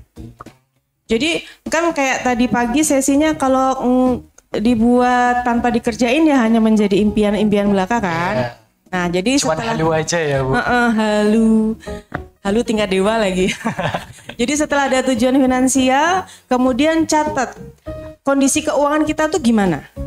Jadi kalau misalnya bicara pasangan muda, harus jujur berkata pada pasangannya, Mas, saya punya hutang. Mas, saya punya harta. Mas saya punya apa, atau sebagian suami juga, Dek saya punya ini, saya punya itu, harus jujur ya. Karena mustahil untuk bisa menyusun perencanaan keuangan untuk mencapai tujuan finansial apabila kita tidak mempunyai gambaran yang utuh tentang net worth-nya atau kekayaan kita sebenarnya berapa. Kita tuh sebangkrut apa, kalau kita nggak bicara yang positif, bicara yang kita tuh sebangkrut apa memulainya gitu. Nah itu harus punya gambaran yang jelas. Setelah tercatat dengan baik, terus ada perencanaannya. Oh untuk mencapai 5 tahun ke depan begini itu stepnya begini loh. Oh untuk punya tabungan sekian kilo emas itu caranya nyicil per hari itu gimana. Itu tuh bisa dilakukan dengan mencatat dan melakukan secara konsisten. Terus resep yang ketiga adalah hidup sederhana serta secara periodik melihat lagi apa yang sudah kita lakukan terhadap apa yang kita rencanakan. Hidup sederhana itu wajib. Karena kalau orang yang kaya beneran Mas, dia punya uang 1 juta sama dia punya uang 1 miliar biasa. Sama aja gitu ya. Biasa, tenang aja, tenangnya sama. Jadi dia pegang duit banyak, dia nggak punya duit banyak, dia tenangnya sama. Nah itu dia kaya beneran menurut saya. Dia, menurut ahli-ahli juga begitu. Karena uang itu memang dalam genggamannya, tidak di hatinya. Uang itu dalam genggamannya untuk dia atur, diapain. Kalau saya sih resep dalam keluarga saya sama suami, saya cuma bilang ayah ngasih duit berapapun pasti saya habiskan. Saya bilang gitu, pasti saya habiskan. Karena alokasinya udah jelas nih, sekian tuh pasti habis. Cukup, alhamdulillah. Kayak gitu aja. Mau kadang-kadang kan pasangan sekarang loh, uangnya aja cuma segini bu. Nah itu kan berarti sudah melemahkan diri sendiri dengan kapasitas diri bahwa cukup kok, Allah kalau ngasih segitu tuh ya cukup. Cuma harus diperkaya sama tadi, rajin mencatat, konsisten sama yang direncanakan, kemudian hidup sederhana, terus ya tadi melihat lagi. Kalau saya di keluarga itu setiap periode Idul Fitri itu kita buka lagi catatan. Bukan Idul Fitri, maksudnya pas Ramadan gitu kan sekalian hitung-hitungan ya, mumpung kalau ngeluarin kan tikel-tikel ya Pak, nggak mau rugi. Jadi biasanya kalau Ramadan duduk berdua nih, kita harus menyempatkan untuk melihat bagaimana kondisi keuangan kita. Sebenarnya kita ini posisinya masih punya allowance untuk melakukan hal yang berbeda nggak tahun depan. Iya. Tapi ukuran kami sederhana. Kalau kemarin kita zakat berapa? Tahun ini zakat kita naik apa enggak? Itu cara ngukur sukses apa tidaknya financial planning kami, gitu. Kalau zakatnya yang kita keluarkan itu meningkat, alhamdulillah, karena berarti hartanya lebih banyak dong. Zakat kan paling berapa persen ya Pak? 10, 20, berarti kan yang 80% kekayaan kita gitu kan. Ya itu sih kepanjangan ya jawabnya ya. Kurang malah. Iya, ini kalau buat financial planning kayaknya masih sedikit banget nih Bu. Iya, biasanya saya 1 sesi 1 hari loh. Waduh. Luar biasa ya, tepuk tangan untuk Ibu Dani. Masya Allah, berarti tadi mencatat, direncanakan, ada jurnal keuangannya juga ya Bu ya, dan hidup sederhana serta mengevaluasi. Mengevaluasi lagi, berarti Bu dan ini jurnal keuangannya sudah luar biasa nih. Kalau awal-awal nikah tuh emang punya buku nota gitu Mas, jadi hari itu belanja apa, tapi itu memang perlu untuk kita tahu bagaimana kebiasaan kita terhadap uang ya. Kalau sekarang udah enggak, jadi ada posnya aja. Oh posnya ini begini, posnya ini begitu. Kalau sudah seumur saya sudah menikah 19 tahun alhamdulillah. Jadi pasti permasalahannya tuh ada musim nyumbang. Iya. Ada musim-musim pada nyari pinjaman buat uang sekolah anak, daftar ulang dan lain sebagainya. Itu secara sosial kita harus punya alokasi juga. Cuma saya harus juga bisa bilang begini, ketika allowance buat atau alokasi untuk memberi pinjaman jangka pendek itu sudah habis, ya saya nggak boleh ambil dari pos yang lain gitu loh. Nah sehingga belajar konsisten, belajar tertib sama apa yang sudah kita rencanakan, dan belajar mau mengevaluasi, oh kemarin salah di sana, harus kita perbaiki di sini, itu harus dimiliki oleh setiap kita. Karena uang itu hanya alat ya untuk bisa berbuat lebih banyak ya Pak ya.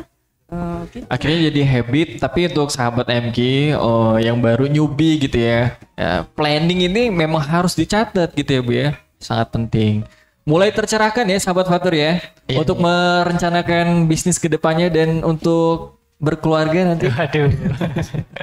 Sahabat MK juga kita ajak nanti yang ingin bertanya ke WhatsApp MKFM Jogja akan kita tanyakan juga ya ke Pak Heru, Ustadz Opik dan juga Bu Dani di sini. Nah, yang menarik juga nih dari Bu Danik ya tadi tuh keuangannya juga direncanakan terkait dari alokasi untuk kegiatan sosial gitu ya Ibu. Ini menarik banget nih karena kadang kita juga abai gitu ya, tiba-tiba ada sumbangan banyak gitu.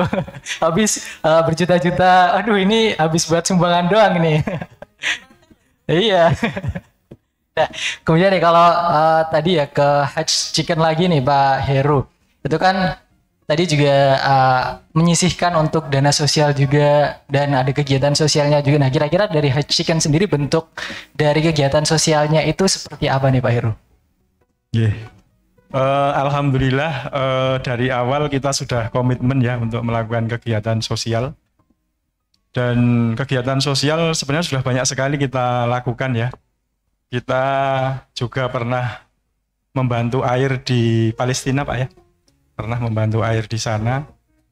Dulu kita menggandeng lembaga yang sebenarnya dulu bonafit tapi sekarang agak terganggu, yaitu ACT. Kita pernah bekerja sama dengan ACT, bekerja sama dengan Darul Quran juga, cuman di perjalanannya juga ada masalah. Terus kemudian lembaga-lembaga yang masih kita diajak kerjasama yaitu Darut Tauhid Pak ya, dari Ustadz Hakim. Oke, pemilik MKFM nih. Ya, sekarang MKFM ya. Kemudian ya lembaga-lembaga dakwah yang ada di lokal juga banyak seperti IZI. Terus apa lagi Pak? Kemarin Aca juga kita. Ya, itu juga. Dan mereka juga selalu menawarkan kegiatan sosial kepada kami dan kami juga alhamdulillah bisa mengikuti dari tawaran mereka. Jadi kegiatan yang sosial yang dijalankan ya kurang lebih seperti itu. Terus kemudian untuk di outlet kita punya program sedekah kepada janda ya. Untuk setiap outlet minimal 3 orang setiap 1 bulan. Setiap 1 itu bulan. Rutin ya. Jadi paket sembako untuk janda. Terutama janda yang lansia. Yang kita baru mau nanya loh ini. Baru mau nanya janda usia berapa, kriterianya apa loh Pak? Ustadz Opik tadi menambahkan lansia langsung satu langsung sudah diingatkan Pak ya. Nanti banyak yang daftar nanti. Jadi setiap outlet minimal 3 orang ya, 3 orang janda di sekitar outlet tersebut biar bisa memberi manfaat ya. Terus kemudian di sekitar outlet itu juga biasanya kita ada Jumat berkah ya. Jadi kita bisa membagikan makanan di masjid atau di situ juga ada pondok pesantren atau apa, kita agendakan 1 bulan sekali di hari Jumat. Itu juga termasuk kegiatan sosial yang kita jalankan. Terus kemudian untuk kegiatan sosial yang lain mungkin ada bencana-bencana dan sebagainya, kita biasanya juga ikut berperan di situ. Baik levelnya nasional maupun lokal. Pak, Yayasan Rumpunari boleh ngajuin juga berarti kerjasama ya Pak ya? Nggak mau rugi banget ya aku. Bisa ya Pak? Bisa Pak. Oke, banyak banget ya ternyata Pak Heru kegiatan sosial. Dan dengar-dengar nih Pak Heru kalau di Hajj Chicken itu ada fun cooking ya untuk anak-anak itu. Ya, acaranya setiap apa dan gimana itu? Jadi kita punya program promo yang namanya Fun Cooking. Jadi Fun Cooking ini adalah salah satu promosi kita supaya kita bisa dikenal oleh anak-anak. Karena anak-anak ini kan biasanya suka dengan kegiatan-kegiatan yang seperti itu dan juga membuat mereka ingat sama kita. Jadi akhirnya mereka tidak hanya datang sekali itu saja, tapi nanti plannya juga bisa terus-menerus ke tempat kami. Tapi kami juga membuka untuk ibu-ibu Pak. Jadi misalnya ibu-ibu rumah tangga yang kepingin usaha kuliner, mungkin ayam bentuknya fried chicken yang gerobakan atau mau jualan online, itu juga ada belajar memasak untuk ibu-ibu ya. Jadi ada yang gratis, ada yang berbayar ya. Jadi tergantung promosi kita. Jadi kadang-kadang infonya di mana tuh Pak? Info-info terkait promo. Infonya ya ada di medsos kita Bu. Di medsos ya. Ibu Dani mau daftar Ibu Dani? Ya, karena teman kuliner saya banyak kan. Kegiatan ini sih kalau fun cooking itu biasanya ibu-ibu paling senang juga ya, Bu Dani ya. Emak-emak gitu ya. Ibu-ibu, bapak-bapak ada juga Pak. Untuk bapak-bapak kebetulan belum ada. Ya itu tadi kegiatan sosialnya juga udah banyak ya diceritakan Pak Heru. Tapi kalau untuk kegiatan dakwah, untuk apa ya, untuk syiarnya, untuk meningkatkan spiritual kita lagi ini seperti apa sih Ustadz Taufik kalau di Sai dan Hajikan ini? Ya, apa aja nih kegiatannya? Untuk internal apa eksternal? Internal dulu boleh? Internal dulu. Kalau terkait dakwah sosial dan pendidikan, sebenarnya kita itu tadi yang disampaikan Pak Heru terkait 30% untuk keuntungan 30% keuntungan nasional itu untuk kesejahteraan internal. Misal ada karyawan yang rumahnya belum keramikan, kita ada subsidi keramik. Ada yang belum punya listrik mandiri, kita ada subsidi listrik, ada subsidi pengadaan air, ada renovasi kamar mandi, banyak. Itu terkait renovasi rumah. Nanti yang paling besar sih sebenarnya dana untuk pendidikan. Kita menginginkan tentu karyawan yang masuk dalam manajemen Sai dan Hajikan ini tadi yang saya sampaikan di awal, backgroundnya bukan dari pesantren ataupun madrasah. Maka kami ada program beasiswa pendidikan dari awal masuk sampai lulus bagi anak karyawan yang mau memasukkan anaknya ke pesantren, ke madrasah, ke sekolah Islam terpadu. Tujuannya adalah memutus rantai. Kalau keluarganya, kalau orang tuanya tidak pernah mengenyam pendidikan pesantren ataupun madrasah, maka anaknya. Kalau anaknya nggak bisa, ya cucunya. Jadi sampai ada beasiswa pendidikan itu budget paling besar dari dana sosial.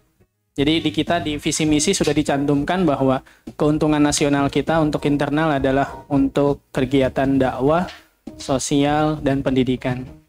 Kalau untuk eksternalnya, tadi yang disampaikan Pak Heru, kita pernah membantu pengadaan air di Palestina. Kalau untuk di Jogja ini, kita pernah bekerja sama dengan DT Peduli, bikin desa binaan di Kalibawang, yang dimana di sana banyak minoritas Muslim, sehingga bikin TPA, bikin Islamic Center, bikin masjid, bikin ternak produktif, supaya masyarakat Islam yang ada di sana tidak tergerus oleh pendangkalan akidah. Akhirnya mereka supaya mandiri secara pangan, secara ekonomi, secara finansial.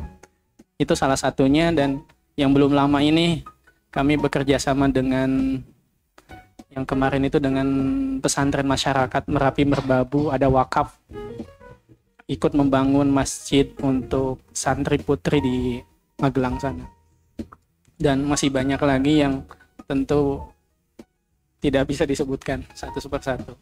Masya Allah, enak ya kalau udah bisnisnya gede, mau berbuat baik sama orang tuh kayak ringan gitu ya, nggak perlu mikir lagi gitu. Masya Allah. Banyak tadi ya kolaborasinya dengan sosialnya tadi, dakwahnya juga banyak ya. Nah kalau di itu kan Sai dan Hajikan, kalau dari program-programnya juga tadi ada bersama ibu-ibu gitu kan, anak yang kurang mampu juga. Kalau di kolektif sendiri nih Bu Dani, kan banyak ibu-ibunya juga ya, denger-denger banyak kalau di acara di aula begini banyak kegiatan program juga untuk ibu-ibu gitu ya Bu ya. Kajian juga banyak ya Bu Dani ya. Kalau di kolektif ini ada pengajian belajar bareng Quran yang diselenggarakan oleh Departemen Dakwahnya Yayasan Rumpu Nurani setiap hari Kamis.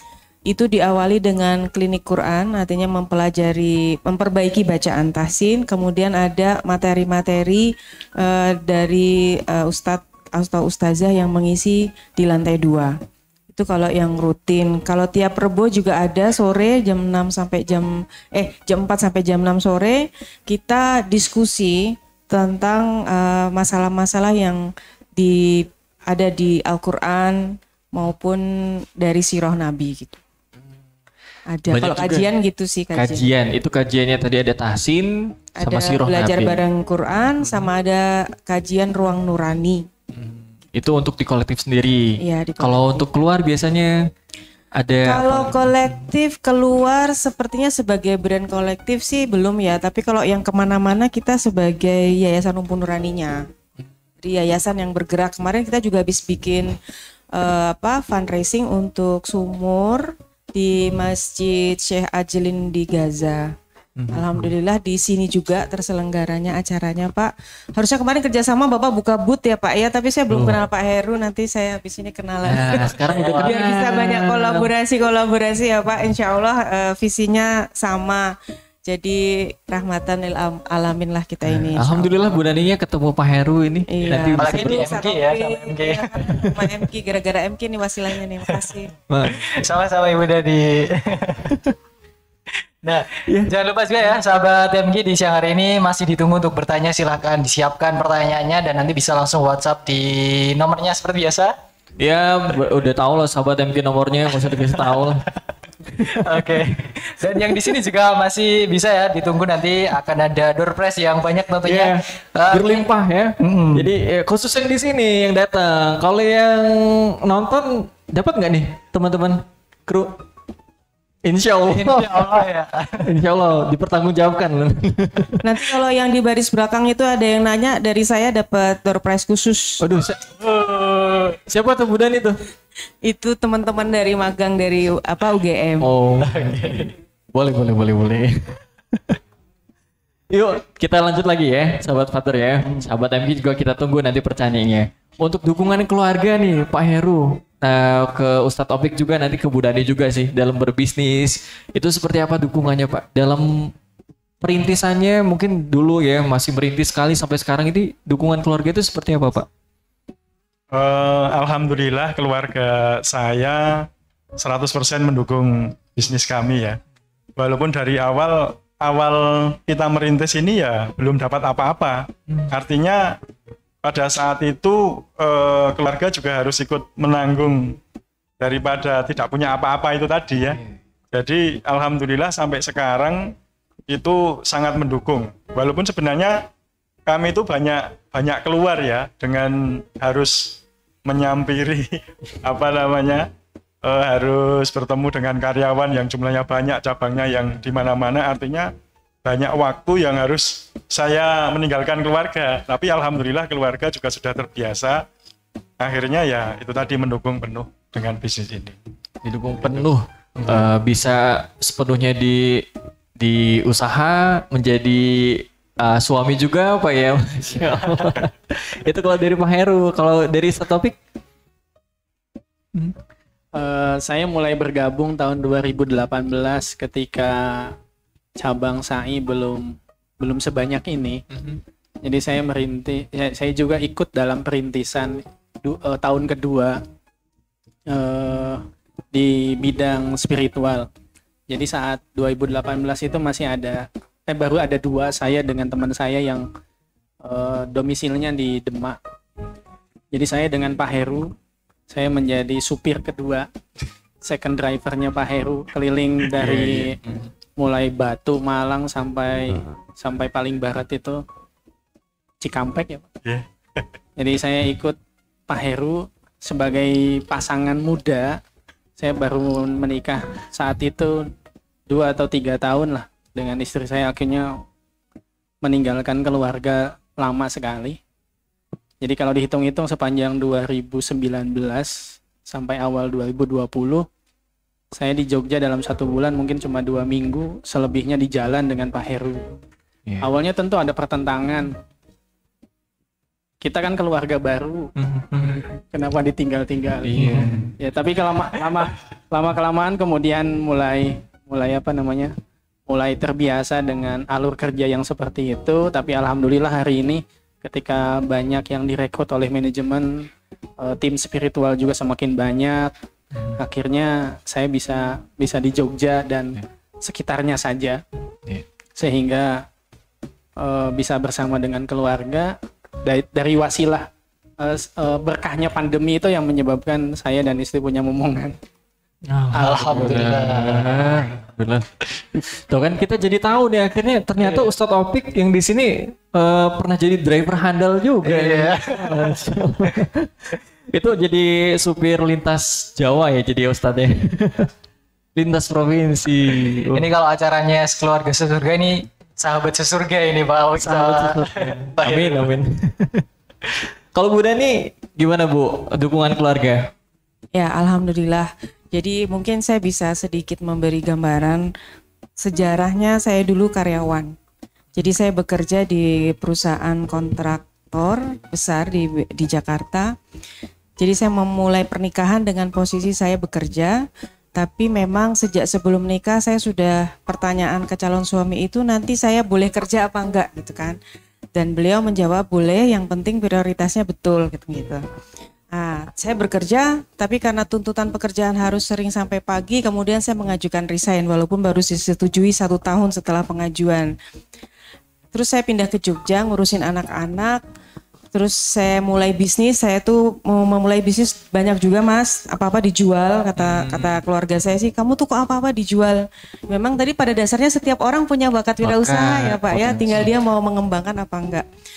Jadi kalau support, alhamdulillah support walaupun kadang-kadang dalam bentuk apa ya, ibu tuh dari pagi sampai sore hasilnya apa gitu.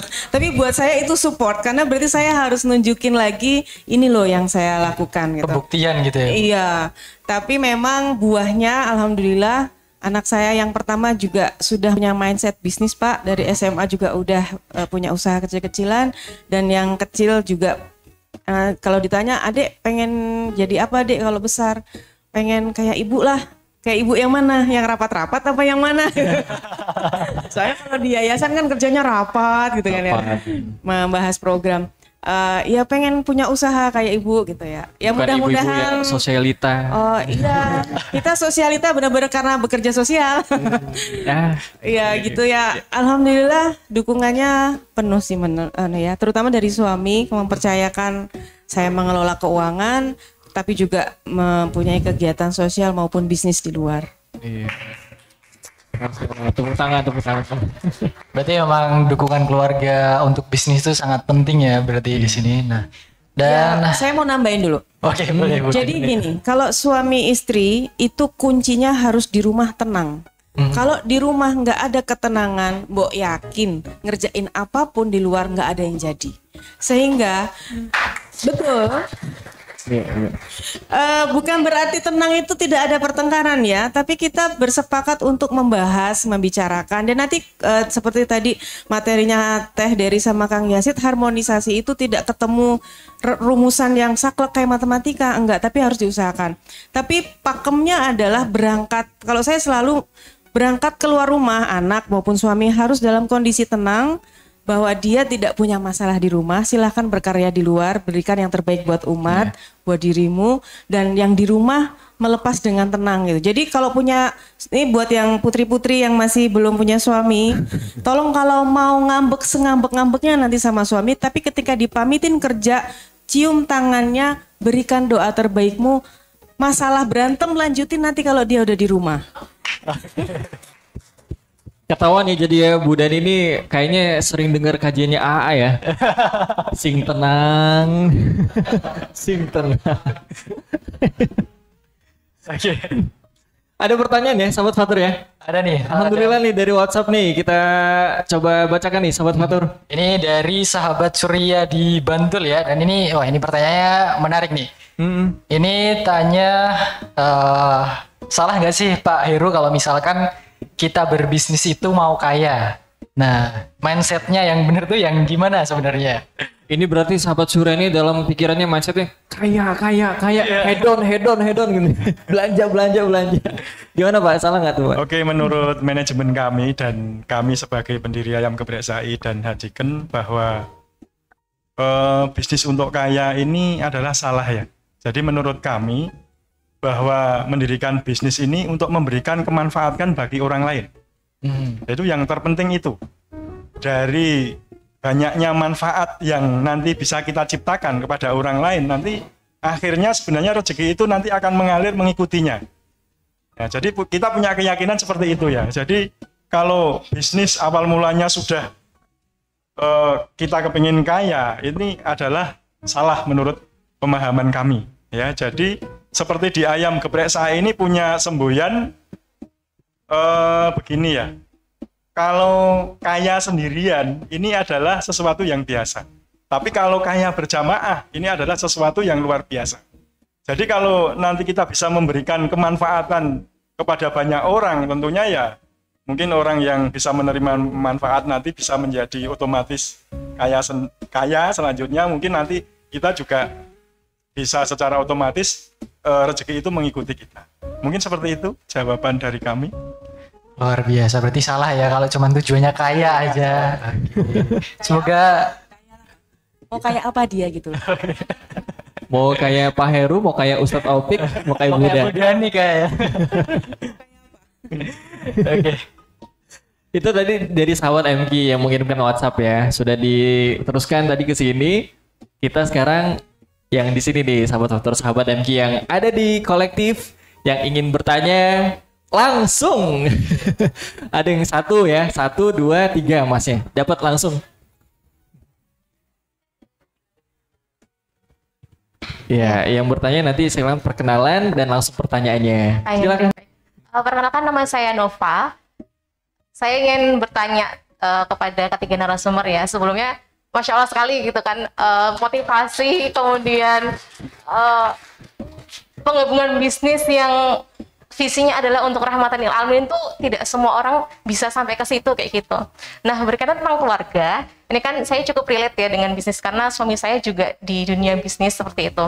Nah, berkaitan tentang keluarga itu apakah salah apabila dari kecil kita tuh mengenalkan anak pada dunia bisnis? Dan mungkin Bu Nani juga bisa membantu yang menjawab bagaimana caranya biar kita tuh juga bisa mengenalkan anak kita tuh tentang bisnis seperti itu. Terima kasih.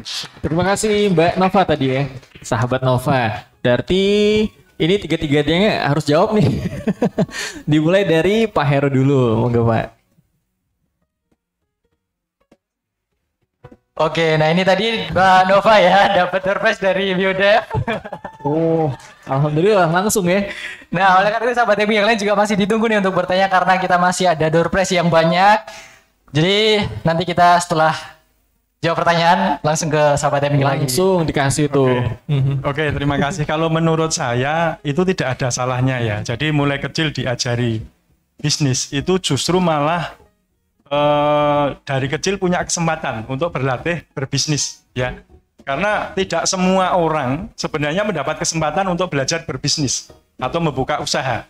Itu tidak semua orang bisa mendapatkan kesempatan itu ya. Jadi artinya kalau memang dari kecil sudah berada di lingkungan bisnis, itu menurut saya alhamdulillah dari awal sudah diberi pelajaran tentang dunia bisnis. Begitu menurut saya. Oke. Tadi yang menyambung apa yang disampaikan Pak Heru. Kata Kanjeng Nabi ada afdalul a'mal al-imanu billah wa naf'u bil muslimin. Amal yang paling utama itu ada 2. Yang pertama adalah iman kepada Allah dan yang kedua bermanfaat untuk sesama muslim khususnya, tapi kepanjangannya adalah bermanfaat untuk sesama makhluk, bukan hanya manusia tapi untuk lingkungan, untuk tumbuhan, binatang dan semua makhluk Allah yang ada di alam semesta ini.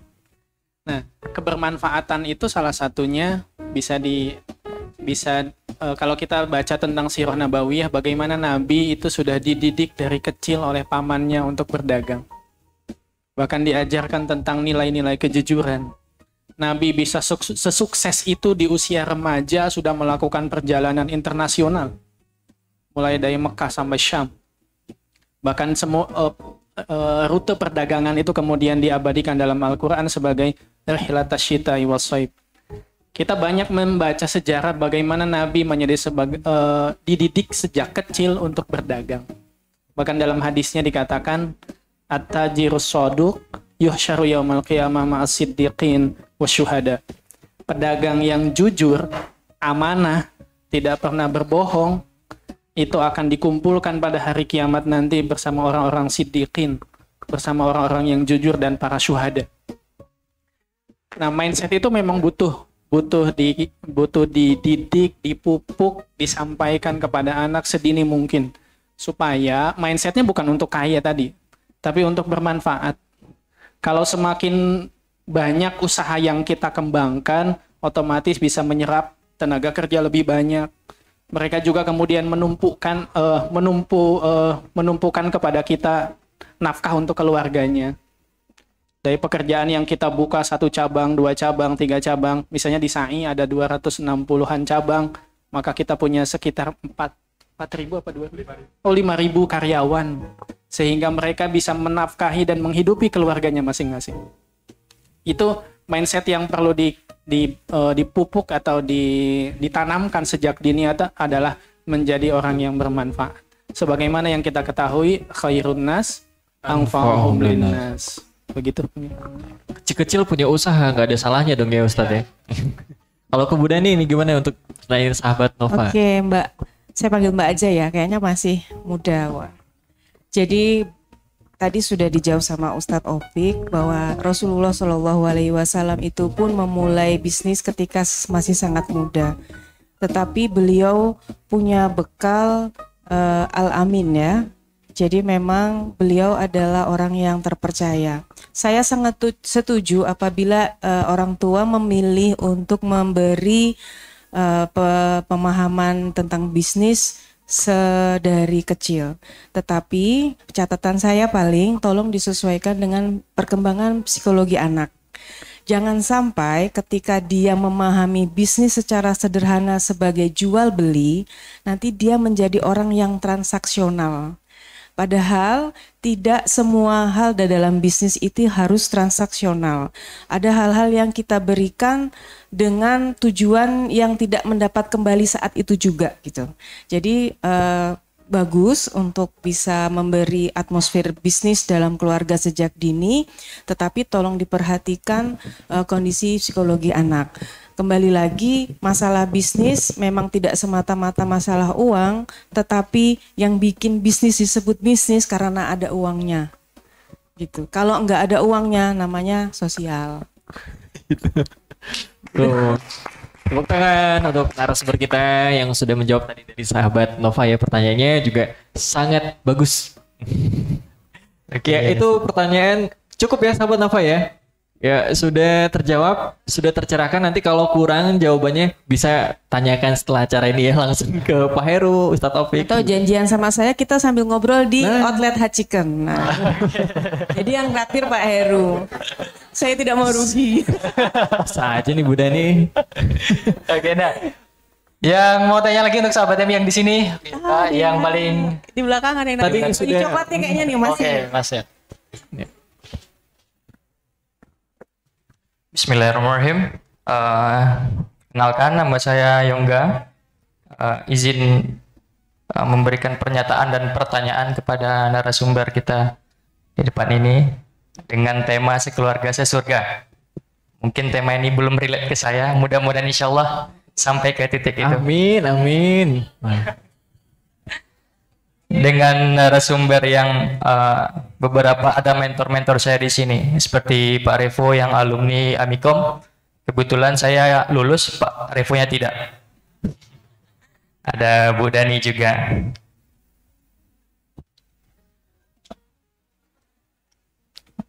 Senang sekali mendengar para owner atau perusahaan yang membebaskan, mendukung, bahkan memfasilitasi karyawannya itu untuk beribadah. Jadi mungkin beberapa teman atau karyawan yang di tempat lain itu tidak dapat hal seperti itu. Saya sangat bersyukur. Juga pernah jadi staf di kolektif dulu dengan masjidnya yang bagus. Jadi sangat senang sekali. Jadi tadi ada pertanyaan, salahkah usaha itu untuk kaya? Saya juga mencoba memulai usaha di awal tahun ini. Kebetulan itu berat dan mungkin di ujung kegagalan. Mungkin itu setidaknya saya menghabiskan jatah gagal di usia muda. Bagaimana sih mengembalikan mental itu kembali, memulai itu kembali? Mungkin narasumber kita senior-senior mungkin pernah gagal. Bagaimana sih ikhtiarnya untuk maju kembali? Sekian, terima kasih dari saya. Wassalamualaikum warahmatullahi wabarakatuh. Waalaikumsalam warahmatullahi wabarakatuh. Dengan Mas sahabat siapa tadi? Mas Yongga. Mas Yoga. Ya, mengembalikan mental yang terpuruk nih Pak Heru, Ustadz Taufik, Bu Dani yang bisnis dulu pernah dicoba tapi sempat ya belum berhasil begitu Pak. Gimana nih Pak?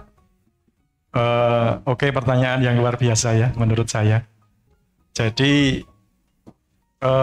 untuk seseorang yang sudah siap melakukan wirausaha, yang pertama yang harus diingat adalah siap untuk gagal. Siap untuk kehilangan apapun, itu yang pertama ya. Jadi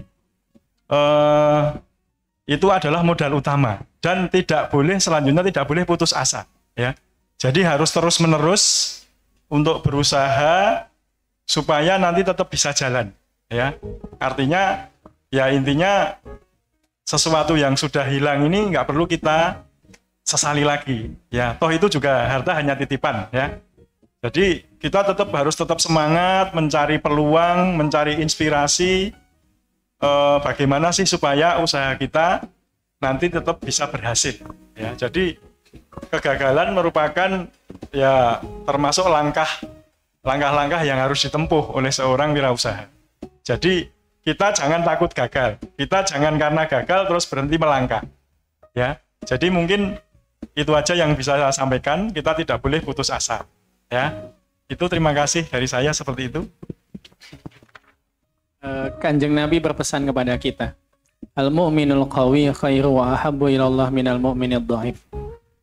Seorang mukmin yang visioner, yang semangat, yang optimis, yang merancang masa depannya seindah mungkin, itu adalah mukmin yang paling dicintai oleh Allah dan paling dekat dengan Allah daripada mukmin yang hanya pesimis.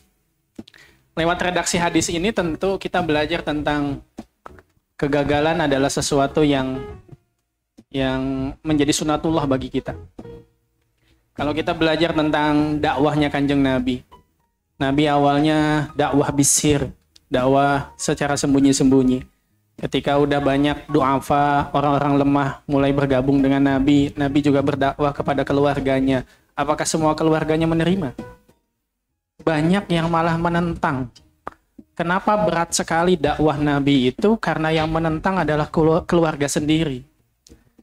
Ketika dulu ada namanya festival, ada festival Ukaz namanya. Jadi dulu itu ada sayembara sastra. Sebelum ibadah haji, mulai bulan Syawal sampai puncaknya di Arafah di bulan haji, Dzulqa'dah. Jadi ada 3 bulan, Syawal, Dzulqa'dah, dan Dzulhijjah maksudnya. Puncaknya di Dzulhijjah. Itu ada festival namanya. Nabi selama 7 tahun datang dari tenda ke tenda. Karena Mekah itu menjadi pusat perdagangan internasional, akhirnya itu menjadi ladang dakwah bagi Nabi. Nabi datang satu ke tenda 2, terus menyampaikan qulu la ilaha illallah. Katakanlah bahwa tidak ada Tuhan selain Allah. Nah, apakah itu berhasil? Mungkin 1-2 atau tidak banyak yang berhasil. Karena keluarga sendiri yang menentang terhadap dakwah Nabi. Bahkan Nabi dikatakan gila, Nabi dikatakan penyihir. Penentangannya dari keluarga. Nah, semangat dakwah itulah yang kemudian haruslah kita adaptasi dalam diri kita. Kita juga harus semangat untuk punya mental sukses butuh keberanian, dan untuk mental gagal juga butuh keberanian. Nggak mudah buka usaha dan setelah seminggu tutup, itu kan butuh mental yang sangat kuat. Jadi bagaimana kemudian kita memahami hadis Nabi yang tadi saya sampaikan di awal tentang seorang mukmin yang punya visi dan misi yang sangat kuat. Kegagalan adalah sebuah keniscayaan. Yang paling penting adalah bagaimana kita mau memproses hidup kita semakin lebih baik.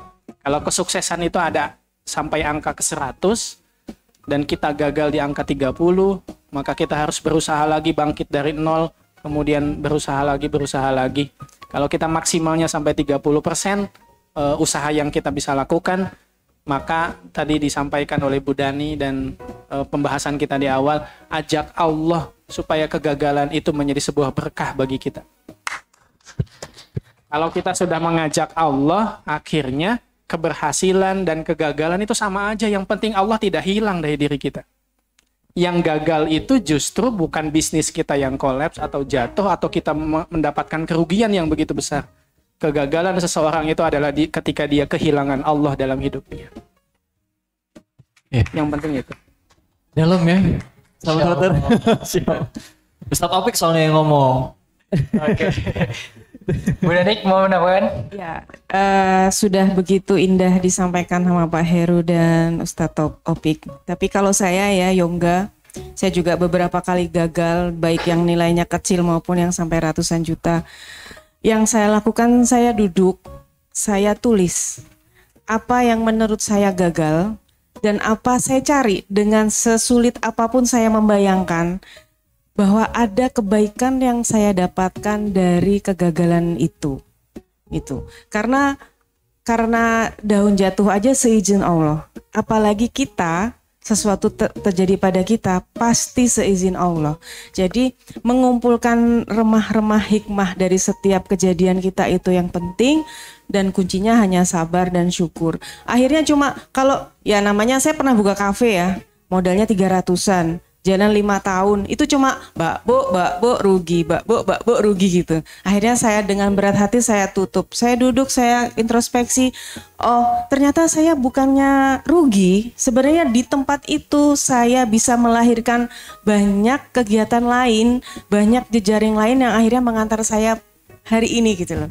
Jadi tidak pernah ada yang jelek dalam takdir kita, insya Allah. Wah itu memang kalau jawabannya nggak biasa ya dari 3 narasumber kita ini, sahabat dari sahabat MK ya. Itu jawaban sekaligus kata-kata mutiara kayaknya. Saya berlian. Oh, berlian sukanya Bu Dani itu. Oke, terima kasih untuk narasumber kita dan sudah cukup ya Mas Yoga. Ya, terima kasih Mas Yoga dan juga memang tadi dari Hachiken ya. Iya, nah ini Mas Yoga dapat door prize-nya member eksklusif potongan harga setiap pembelian nih. Alhamdulillah. Ini seumur hidup ya ini. Seumur hidup. Jadi nanti begitu mau memperpanjang langsung cari nomor HP-nya Pak Heru, Pak ini saya yang tanya. Seluruh Indonesia. Seluruh Indonesia. Alhamdulillah. Sip. Jadi terima kasih ya Mas Yoga tadi yang bisnisnya mau mau bangkit lagi itu, mau merintis lagi, tetap semangat. Oke. Oke, nah untuk sahabat yang lain yang mau bertanya, yang cewek dulu ya tadi yang paling belakang. Ayo sahabat Fatur, milih yang mana? Ayo, bingung.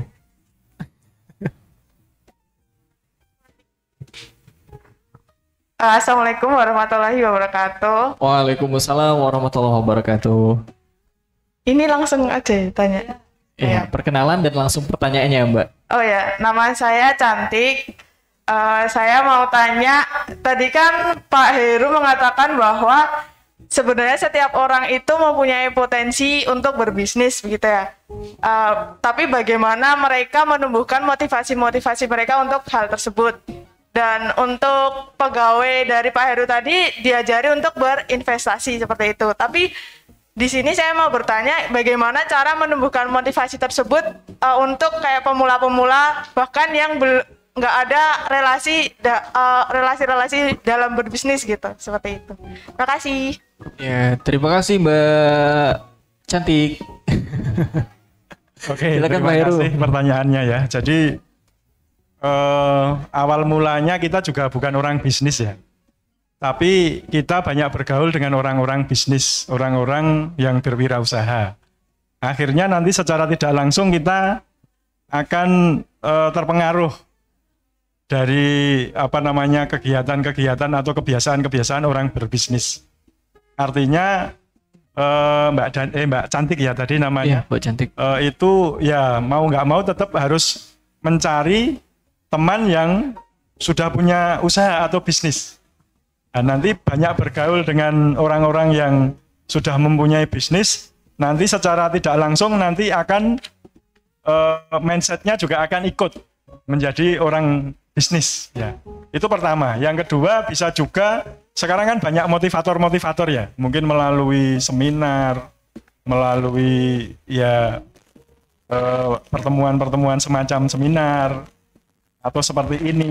Nah nanti kalau sering-sering melakukan kegiatan itu juga secara tidak langsung akan mindsetnya juga akan menjadi seperti orang yang sudah bisnis ya. Artinya nanti setelah itu muncul, saya yakin keinginan untuk berbisnis atau mental untuk berbisnis nanti akan muncul juga. Nah seperti itu Mbak Cantik jawaban dari saya. Terima kasih. Ya, terima kasih Ustadz Pak Heru. Kemudian Ustadz Opik, gimana nih Ustadz? Kita bingung, mungkin sedih juga, nggak ada teman, nggak ada sahabat, nggak ada relasi. Gimana ya caranya biar bisnisnya banyak berkolaborasi juga nih Ustadz? Ini hanya menambahkan dari yang disampaikan Pak Heru maupun Bu Dani dari awal. Tentu plan masa depan kita banyak sekali, keinginan kita juga banyak sekali. Ada yang pengen berangkat umroh sekeluarga, ada yang pengen bangun rumah, ada yang pengen membesarkan yayasannya ya Bu. Ada yang pengen buka cabang kafenya 1, 2, 3. Tujuannya adalah untuk kebermanfaatan lebih banyak orang yang bisa mencari nafkah untuk keluarganya. Terlalu banyak keinginan kita itu ditulis kemudian bawa dalam sajadah kita, sujud kepada Allah, minta. Kan kita yakin betul bahwa alam semesta ini milik siapa? Milik Allah Subhanahu wa Ta'ala. Bilang kepada Allah, ya Allah, saya tuh nggak punya ide bisnis, relasi aja nggak ada, tapi saya pengen manfaat untuk orang lain lebih banyak. Kalau engkau takdirkan saya punya bisnis, tolong dong kasih saya jalan. Saya nggak punya, saya tuh sebenarnya butuh uang 100 juta. Tapi kalau sama akomodasi butuh mobil, ya kayaknya 300 juta cukup deh. Jadi ada obrolan yang mesra dengan Allah. Kadang kita suka lupa tentang hal itu. Kalau sama temen aja bisa curhat panjang sekali ngalor ngidul. Bukan hanya masalah bisnis, kadang juga gosip yang dibahas. Tapi kadang kemesraan kita dengan Allah itu selalu dilupakan. Ada Allah yang selalu turun ke langit pertama untuk mendengarkan, mana nih hamba aku yang meminta sesuatu kepada aku, bangun gak di malam hari? Mungkin kita bangun hanya untuk buang hajat ke kamar mandi, setelah itu selimutan lagi. Kadang kita lupa terhadap Allah Subhanahu wa Ta'ala. Kalau tadi Pak Heru mengikuti talk show ataupun seminar, ya tambahannya adalah ayo bangun kemesraan lagi dengan Allah. Karena Allah yang punya segala sesuatunya. Kalau kita sudah dekat dengan Allah, jalannya semuanya terbuka. Awalnya nggak punya ide bisnis, jadi pebisnis. Awalnya nggak punya relasi, dibukakan relasinya oleh Allah. Awalnya nggak punya modal, akhirnya tiba-tiba ada investor yang datang. Padahal cuma lewat media masjid. Kadang kolaborasi itu datang dengan sesama jamaah sholat loh.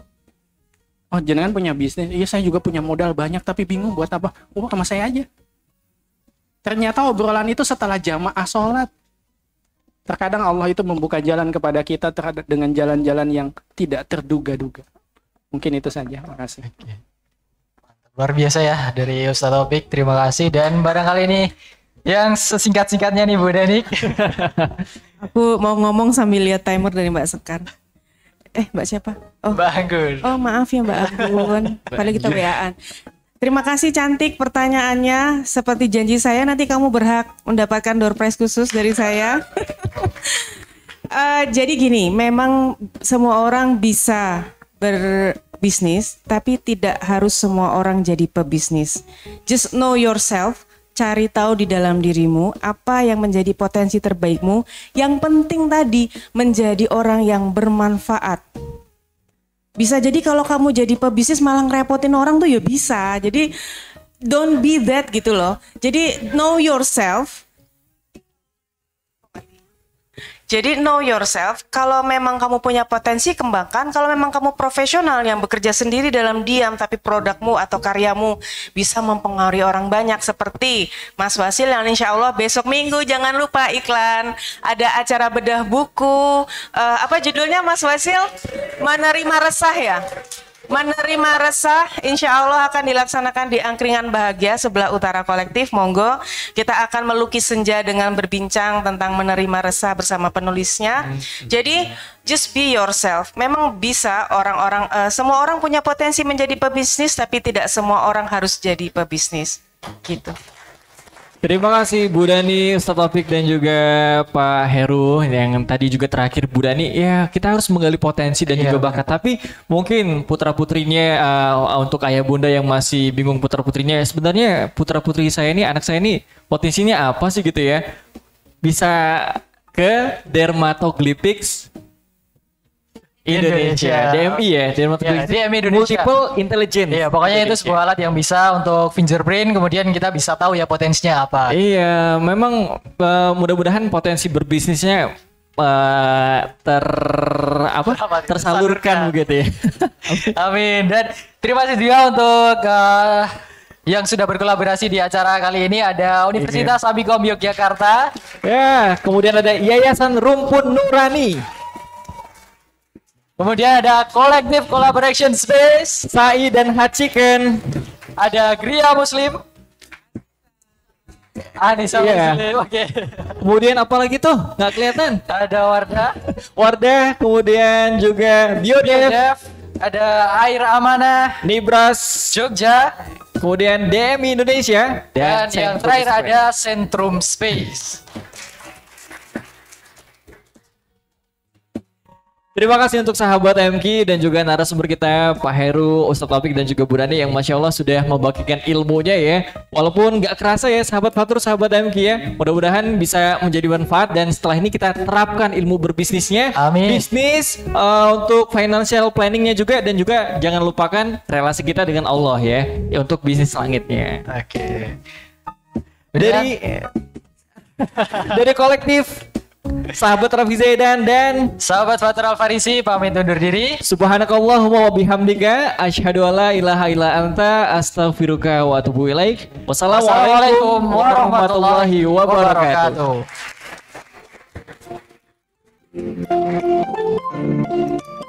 Terima kasih Anda telah menyimak Inspirasi Keluarga Sekeluarga Sesurga bersama CEO Sai dan Hachiken Heru Budi Harto, Spiritual Motivator Ustadz Opik Taufikur Rahman, Manajemen Kolektif Siti Alfiah Kusuma Wardani. Acara ini didukung oleh Universitas Amikom Yogyakarta, Yayasan Rumpun Nurani, Kolektif Collaboration Space, Sai dan Hachiken, Gria Muslim Anissa, Wardah, Biodev, Air Amanah, Nibras, DMI Indonesia, Centrum Space. Terima kasih untuk sahabat MQ yang sudah mengikuti program acara Sekeluarga Sesurga ya insya Allah. Dan juga nanti ada catatan tadi ya untuk yang dapat yang punya kupon bisa ditukarkan untuk ditukarkan ke diperlukan ruhiyah Sai dan Hachiken ya, bisa ditukarkan yang sudah dapat kupon tadi. MKFM Itu saja, terima kasih. Kajian bertabur ilmu dalam membangun keluarga sakinah, mawaddah, warohmah. Hadir dalam Inspirasi Keluarga Sekeluarga Sesurga. Sama, owner Centrum Space dan alumni Universitas Amikom Yogyakarta, Revo Ali Imran, founder Sekolah Calon Ibu dan Ayah, Teh Dery dan Kang Yazid, CEO Sai dan Hachiken, Heru Budi Harto, Spiritual Motivator Ustadz Opik Taufikur Rahman, Manajemen Kolektif Siti Alfiah Kusuma Wardani. Inspirasi Keluarga Sekeluarga Sesurga. Acara ini didukung oleh Universitas Amikom Yogyakarta, Yayasan Rumpun Nurani, Kolektif Collaboration Space, Sai dan Hachiken, Gria Muslim